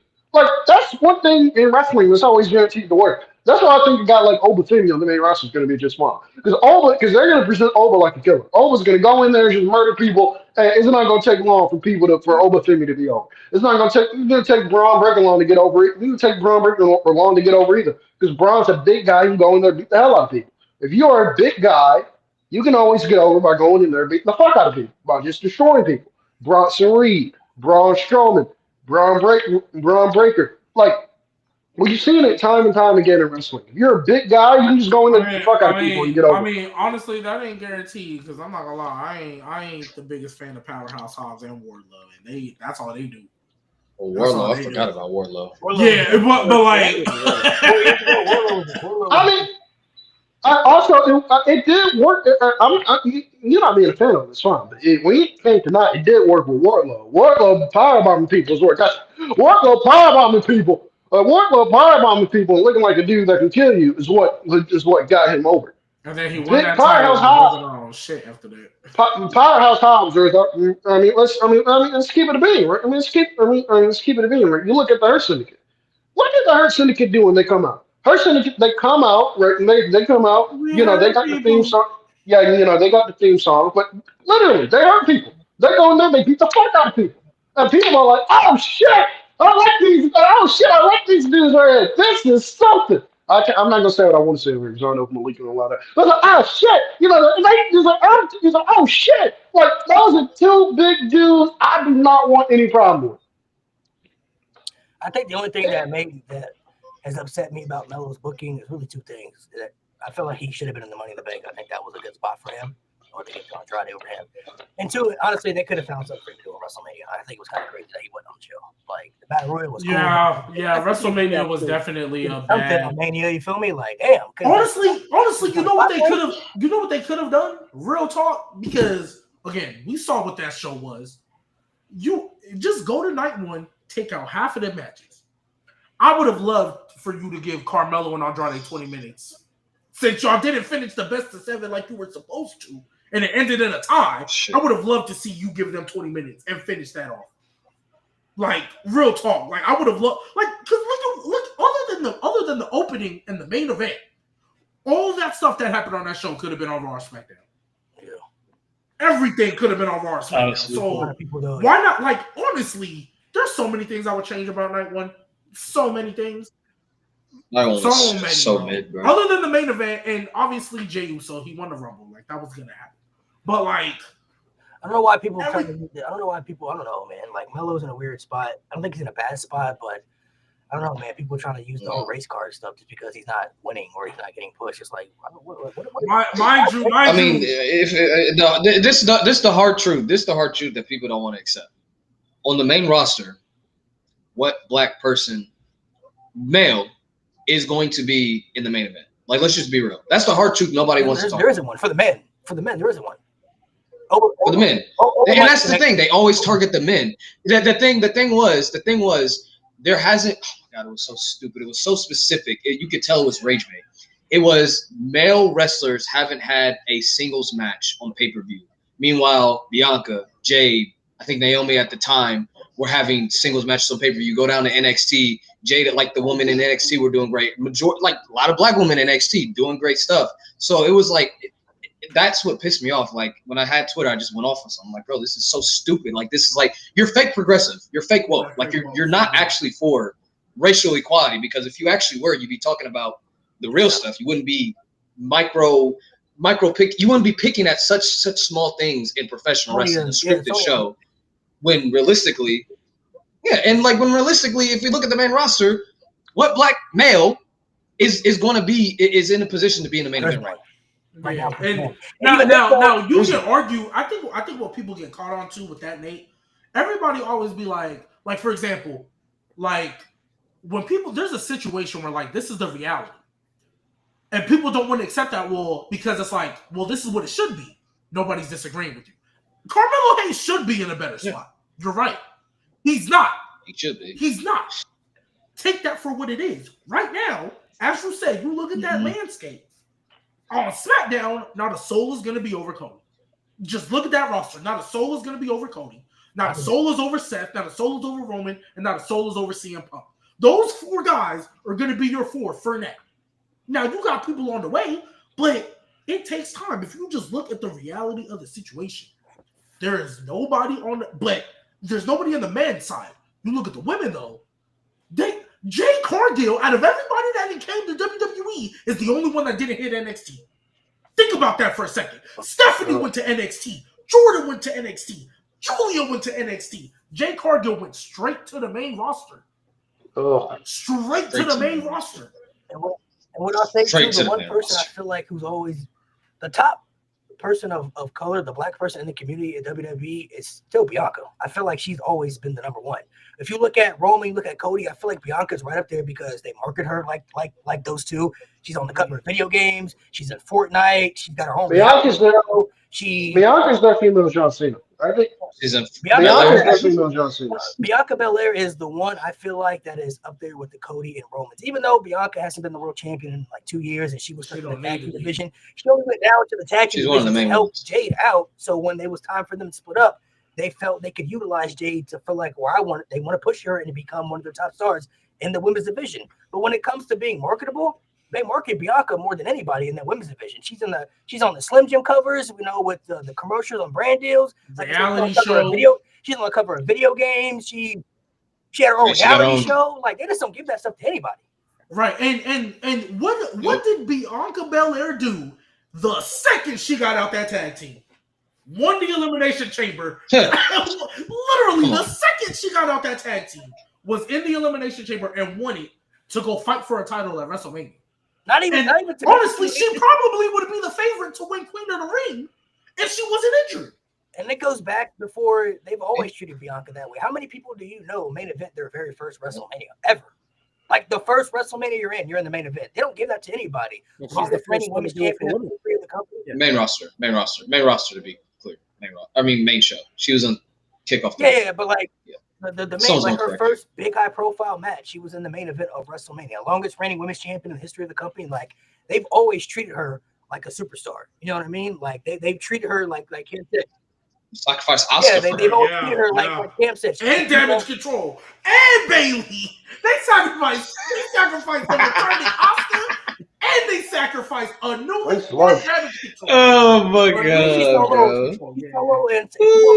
If you go back and look at the Extreme Rules ladder match, she soloed all 3 members of Damage Control just to win the ladder match every time. Bro, we was calling her the female John Cena. I think she is the female John Cena. That's how they view her. I think she's Batista now. No, I don't think she's downgraded that far. I think Rhea's. No, she has. I think for sure. I think Rhea's.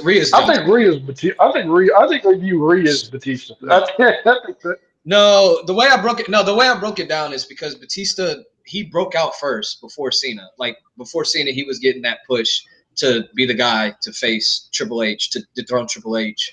He was on the main show, and then in 2005, once they both won their titles, the position switched, and as you see, Bianca got the start first, and Rhea she still got the win, she still got the title, but then like she was always a number 2 to Bianca, but now since Triple H took over, Rhea has taken over, so I think she's in that. She's the main event. Bianca hasn't been in a main event. But to say, see, people trying to downgrade to say that Vince did the work. Vince did the work too, but if Triple H didn't like Bianca, he could have easily just threw her out of the water. It did nothing with her. That's what he did with Theory. Like, that's what he did with Theory. If Triple H didn't like Bianca Belair, she would have been Austin Theory in that women's division. He would have been forgotten about. Bianca Belair. Triple H got that great Theory. They gonna pack it up. Talk Theory. Nigga, that shit is crap. Nigga, pack it up. Tag division. That's where you go. Pack it up. There's never been a point in her entire career where I felt Bianca was an afterthought. She was always doing something in the division. Her and Jade, even though they were stuck in a tag team, that's probably the best reign for the tag team they had for the women, if I'm being honest. And that they've had no tag teams on the main roster for how long? That's the most focused on tag team titles I had. That's the most focused on tag titles I ever had. That's probably the most important and most utilized those women's tag team titles were for its entire existence. Probably how they ever because it was on Bianca Belair and she was teaming up with Jade Cargill. So they've always treated her like a superstar. She's never been in a spot where she was getting buried, or a spot where she was an afterthought, like in Austin Theory, other people where you thought they had potential to reach the glass ceiling and didn't get there. Bianca's always been that person that they marketed for the women's division and for everybody. So she's right up there with those people. She's the female John Cena because they treat her that way. She got the connection with the audience, little kids, and girls want to be just like her. Like, they've utilized her like that her entire existence since 2021, since coming up to the main roster. You know what I mean? Even when we thought she was buried, when she lost to Becky at SummerSlam in a matter of seconds, when we thought it was over for her, they still made up for it with that storyline with Becky Lynch and rejuvenated her by giving her one of the best women's matches we've ever seen at WrestleMania, and then gave her the longest reign we've ever seen for any women on the main roster as champion. And for those of you saying, "Oh, well, Bianca was this under Vince," she also got squashed under Vince too. That's the second best. We also thought she was cooked under Vince too for a minute.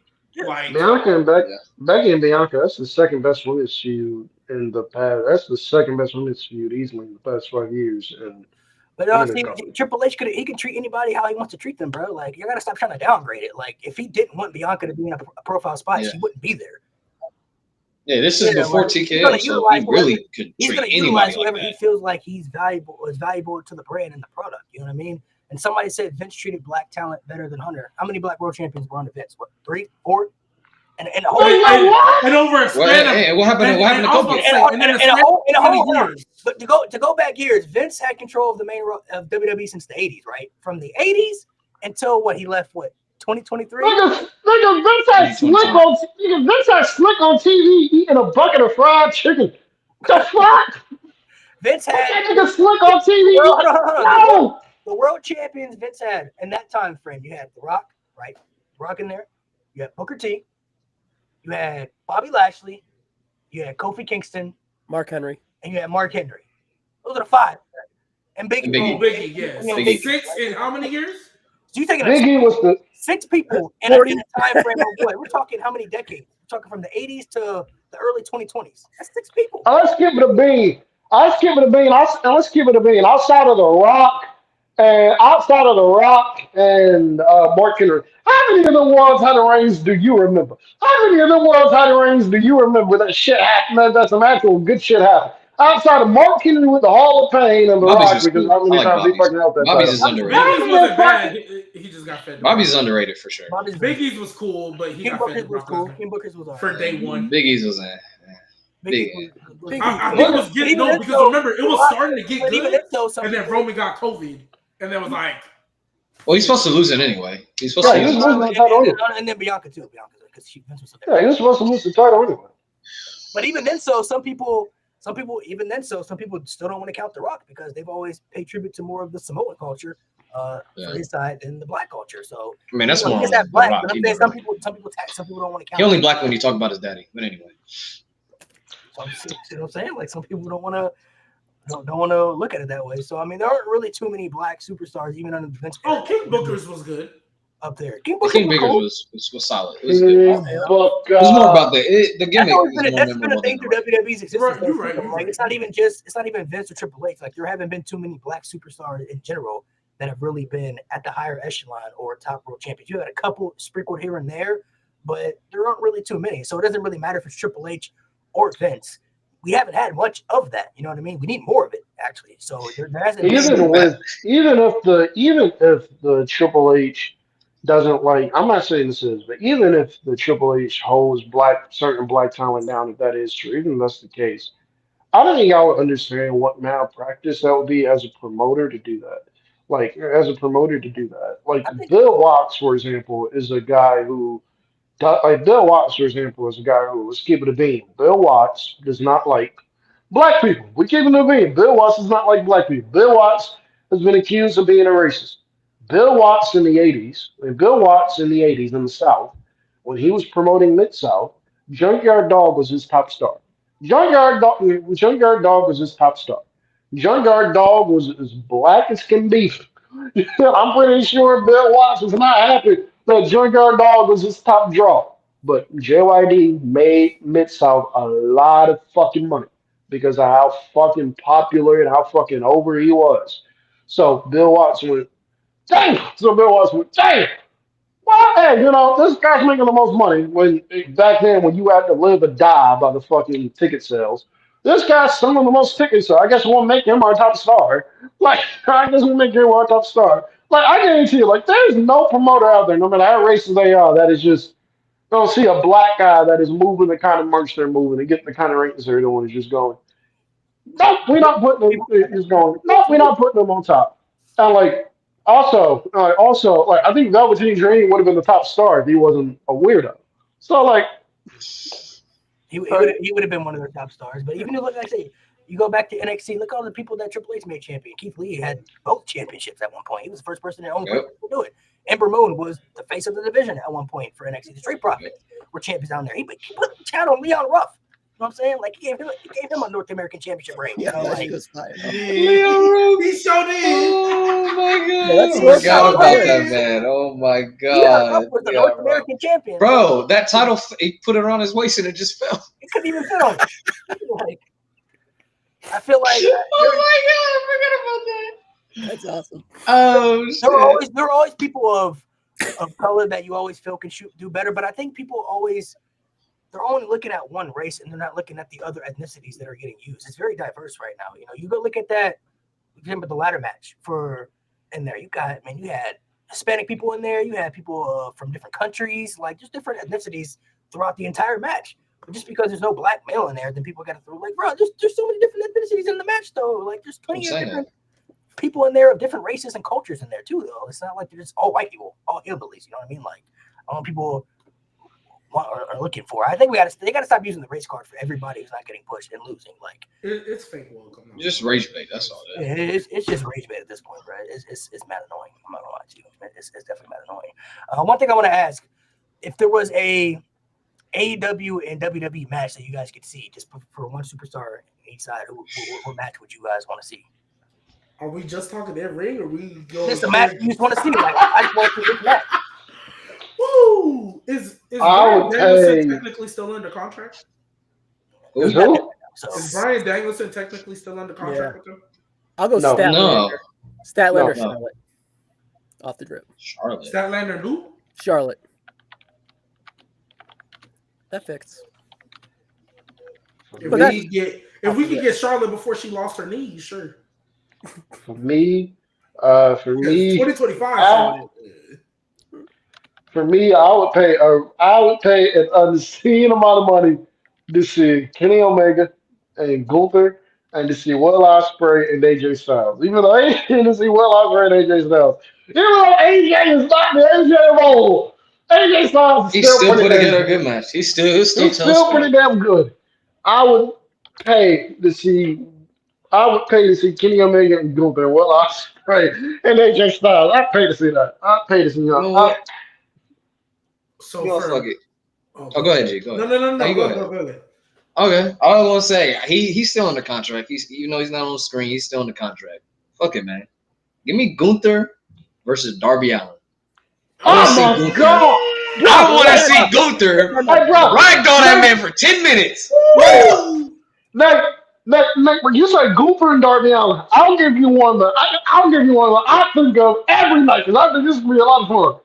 Gunther and Brock Lesnar, when Brock still gave a fuck. Oh my god, that has to be so much. Like the amount of 02? Like 03? I'm talking like Brock. I'm talking like a motive. I'm talking this current version of Brock, I'm a motivator. So like Brock versus Brian, Brock versus AJ. Like one of those versions of Brock against Darby Allin. That is a match. He is a smaller guy, so he would actually care. That is a match I badly want to see. Darby Allin alone. Because Darby Allin alone can make a lot of matches entertaining alone, just based off the fact that he's gonna bump his ass off. My god, Darby Allin in there bumping. I need it. That is a match I badly need. Oh my god. What was yours? So I actually have a men's and a women's one. For my women's, I personally want to see Bianca Belair versus Willow Nightingale. I want to see that. I'm not gonna lie. I think Willow Nightingale, great. I'm gonna need her to come on over because I know she's not gonna win that TBS title or that AEW Women's title anytime soon. So like, just go ahead and make the jump. Just go ahead and make the jump. Like, I don't think Willow. I don't think she's winning any of those titles anytime soon. I got some bad news. Willow's resigned, baby, so she ain't going nowhere. I mean, that's fine. Good. That's cool. That's cool. But for the men, man, there's obvious answers, and unfortunately, some people ain't got their knees no more. But man, if I just want to see real graps, if I just want to see real wrestling, I'm not gonna lie, I might want to see like a full on. This is gonna be a little underrated, but I want to see Chad Gable get in there with like Kenny Omega in just 30 minutes. Just give me some real graps. Can we get Chad? Give me some real graps. Hey, WWE, if you watching, I'll speak on behalf of Tony Khan at AEW. We will trade you Daniel Garcia, and we will send y'all back Adam Cole. We will trade you Daniel Garcia. We'll send you back. We will send you back Adam Cole. And we'll even send you y'all private party. What's up, private party? Nah, bro. Why you gotta include Adam Cole, bro? He can stay in AEW. Now, here's the thing though. If anybody's gonna bring Adam Cole back to the limelight, it's Papa H. Because he loved him so Undisputed Era. It's not even a limelight problem, bro. It's an Adam Cole problem at this point. Adam Cole is low key wash. I was like, he kind of fell off. So I don't know. I'm just saying, WWE, if you watch it, well, hey, WWE, if you watching, I'll give you. I'm speaking on behalf of Tony Khan. I'll trade you. We will trade you Adam Cole, private parties since their contracts are coming up. And we will trade you Daniel Garcia if you let us have Chad Gable. If you let us have Chad Gable. We need Dragon Lee. We need Dragon Lee. That nigga ain't doing nothing. We want Chad Gable. We want Dragon Lee. Yeah, we want Chad Gable. We want Dragon Lee. You don't keep Mariah May. We want I'm trying to think. We want Chad Gable. We want Dragon Lee. We want Tyler Bate. Go ahead and get it. Go ahead and get us big strong boy Tyler Bate back. And we will trade y'all. Actually, that's it. That's all I want. So keep Grande Americano. Yeah, keep. Y'all keep my Grande, but we get Chad Gable. Y'all keep my Grande, but we get Chad Gable. We get Dragon Lee. We get Chad Gable. We get Dragon Lee. We get Tyler Bate. You can have that for Adam Cole, Private Party, and Daniel Garcia. So that's what y'all can have Hook. What's the Hook in the deal too? Y'all can have Hook. We'll give y'all Hook. I'll say about Adam Cole. I don't think Adam Cole's lost his touch. I just feel like he just has no aura to him anymore. Like compared to what we know Adam Cole was, 5-6 years ago. Even when he first came to AEW, Adam Cole was like that. He was one of the, you could say, top 10 best wrestlers in the world.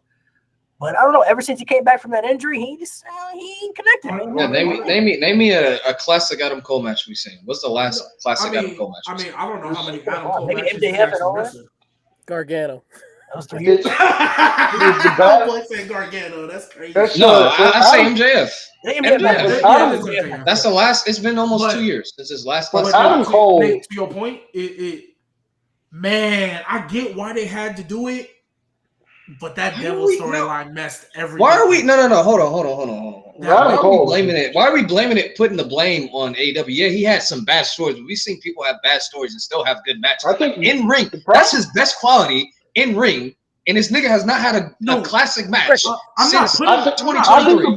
The biggest issue. I'm saying no. I'm talking about I'm saying the biggest issue with trying to put it on AEW and the booking. Yes, he's had bad stories, but he still has not had produced good matches. Nigga, I almost went to sleep watching him and Kyle Fletcher. I literally went to the bathroom. I was filling out a job application. I'm doing everything but watch Adam Cole wrestle in 2025. He's not had a really good match in a very long time. The biggest hindrance on Adam Cole's AEW run has been injuries. Every time they planned to give him a monster push, he's been injured. Every time he's gotten injured at the worst possible time. He got injured with that fucking concussion, came back, starts the feud with MJF. I think he's beating MJF for the AEW World Title. I think that's where that storyline's been. I think Adam Cole would be AEW World Champion, but he got hurt, so they had to pivot. And he came back, and Adam Cole. The injuries I think have gotten to him, but I think I don't think he's been. Adam Cole is washed. That man is not like that. Yeah, I'm not disagreeing with that, but I'm just pinpointing the moment because he had the devil storyline, and I was like, great, that's cool, but you're injured, so you're on TV, but you're not on TV. And then they sent Wardlow to go get the title, and that was trash. The devil storyline was off TV. That was. I'm not gonna lie. I get they're best friends, but y'all gotta stop letting friends do stuff on TV. I was not a fan of Jesus, I can't remember their names. Riley and Strong. No, not the other two. The ones that were in Ring of Honor. Bennett and Bennett and them. It just looked so. It was. I think the smartest. It felt like a bootleg Undisputed Era. With the double storyline, my friend Kyle says it best. With the double storyline, my friend Kyle says it best. He says hindsight is 2020. He says hindsight in 2020. He knows that the reveal would have been fucking bad, but he said hindsight in 2020, working what you had to work with. He said looking back at it, if he had to pin, he just would have made Roderick Strong the double. He just would have made Roddy the double the entire time. That you keep the Adam Cole and MJF dynamic of them being friends. Whenever Adam Cole and MJF come back, whenever Adam Cole and MJF come back, they fucking work together to take AEW back from the fucking Death Riders. What the fuck they're doing now? He's at hindsight. He's looking at hindsight 2020. That's what they should have done. Now, hopefully, Hangman Page can ride into All In on a fucking horse, go in, and hopefully he can slay the beast from John Moxley. I promise you. I don't think he is either. I don't think he is either. I don't think he is either. I think a key giveaway to that match. If that match happens in the middle of the card, Hangman is losing. That's main eventing. That's main eventing. Y'all don't know. Y'all don't see what's about to happen, bro. They're about to have in-game. They're literally about to do the same thing they did at WrestleMania 40. They're about to have Swerve. They're about to have Ospreay. They're probably gonna, if he's healthy, Eddie Kingston probably if he's healthy, because there's a tie-in there. I see Sting making an appearance. He did it last year. I can see Sting making an appearance. If Darby wants to come, if Darby's ready, I can see Darby coming back, or Danielson. Hangman's winning. If I would have put a bet, I put a bet on Hangman winning. There's no way. There's no way that if it's in the middle card, then we're cooked. But if it's the main event, there's no way. If it's the main event, Hangman is winning. But if they put this shit in the middle of the card, or they say on Dynamite Tony, or they say on Dynamite Tony Mercedes is the main event, then we know the fucking result. We know the fucking result of that Hangman event. I mean, to me, I thought it was going main event regardless. No disrespect to Tony and Mercedes, but I thought it was going main event regardless. And I've been saying since he went to go climb Mount Everest, he is going to hold that title until Darby Allin comes back. They are going to finish that storyline. I think they caught it all. Bro. No. Listen. There's been for months now. There's been times where we were like, "Oh, you could have taken it off him," and they didn't. I think they're going to stick to. I get Hangman got the story. I'm not saying he don't. I'm not going to be mad if Hangman wins. I'm just saying realistically. I genuinely think they've been wanting Darby Allin to come back and win that title. Okay, but to be real, the only time we said they could take the title off was Swerve.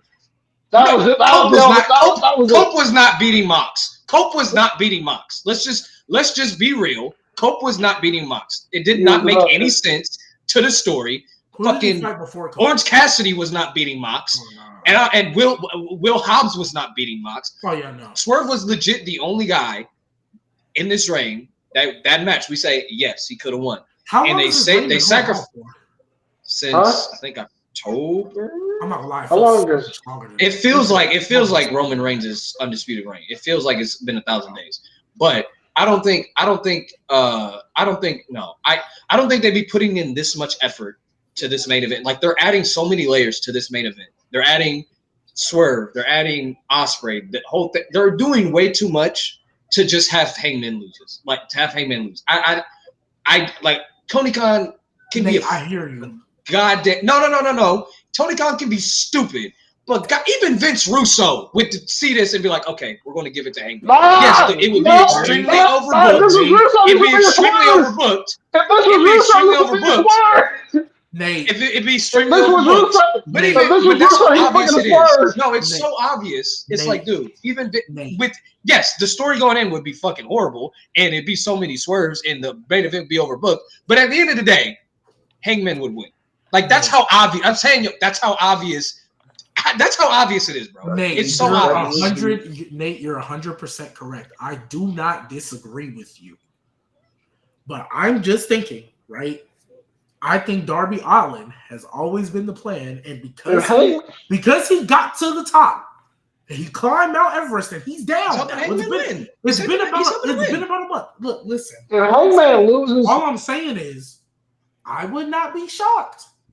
Because what's after All In? What's the next one after All In? All out. I would not be shocked if Darby Allin wins at All Out. If it's Hangman and Darby Allin at All Out, yeah.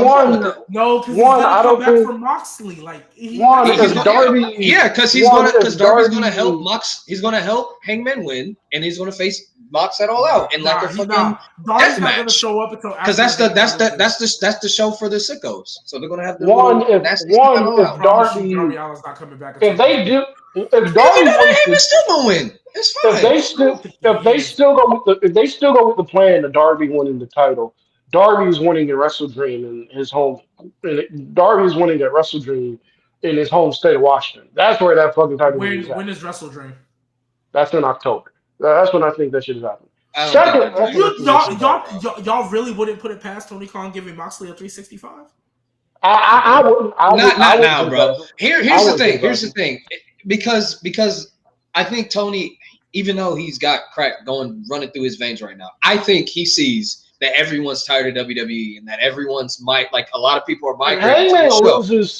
If Hangman loses All In, if Hangman loses at All In, I think it legit kills any momentum AEW hang on for. Yeah, no, it kills. That's what I'm saying. I'm like, dude, like AEW has so much, like they have so many more eyes on him than they have in the past few years. A lot of people are migrating.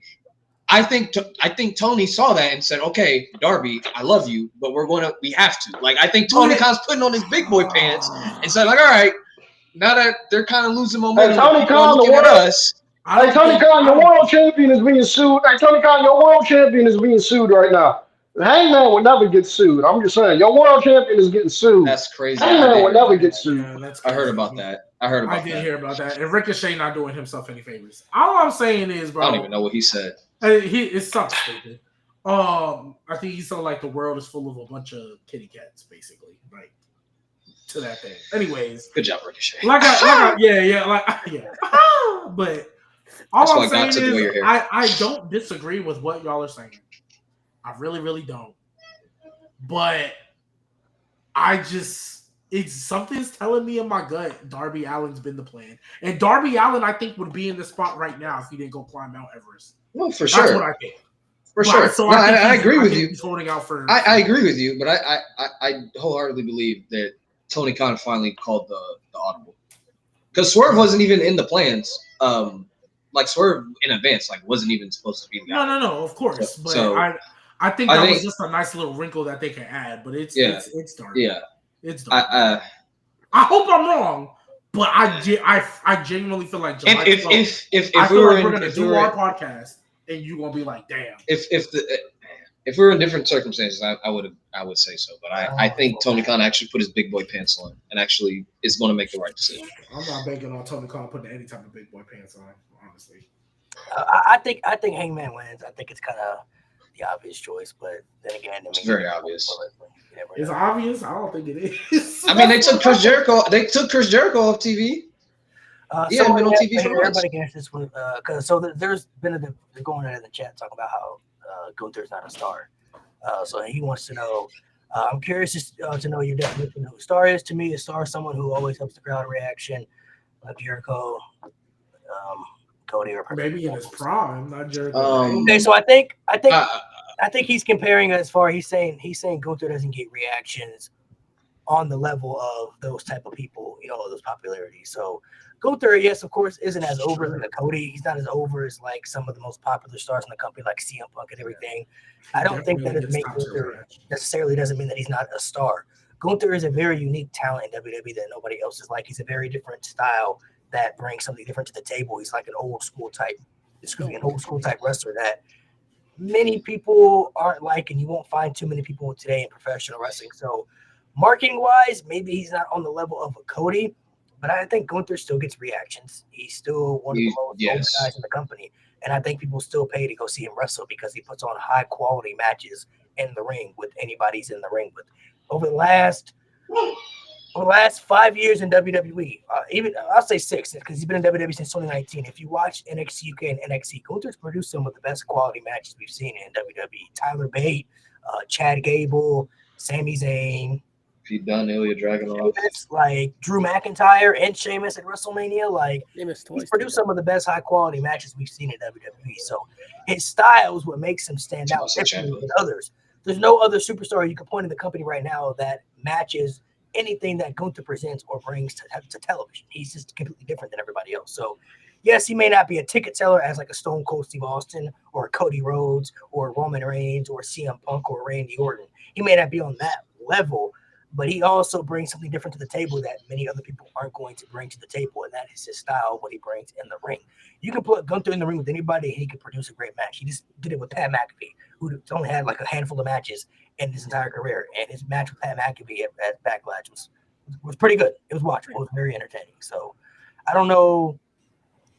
I don't know what people want from Gunther. I don't know what they expect. I get he's not everybody's cup of tea.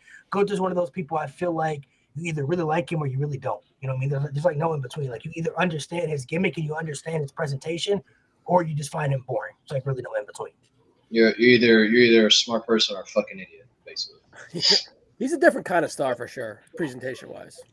He's different. He's a unique superstar. Like I said, no, he's like an old school 80s type wrestler. Like he's not the flashiest. He doesn't come out with the 70s, bro. he doesn't come out with like the most, flashiest colors. His ring gear is very simple. His presentation is very simple, but he kicks ass in the ring. You know what I mean? Like he's a very old school traditional type wrestler who's bringing that style back to this era that you don't see too many people bring. So it's very different. He's a very different type of a superstar. You know, he's not.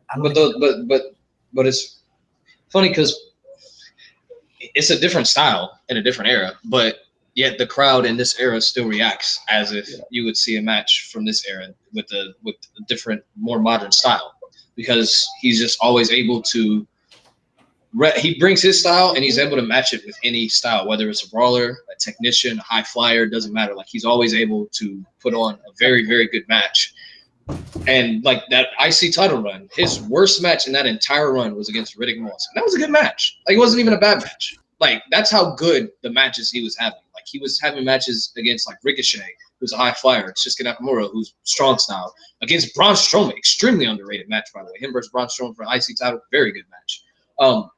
And it would always get reactions, and he's still getting reactions when he is able to have a good match, which is these days seems few and far between because of the way he's booked. But the way when he wrestles, people pay attention and people react because he's able to take you on that ride. He's able to tell that story with whoever his opponent is, whether it's a high flyer mid-carder or a main event heavyweight.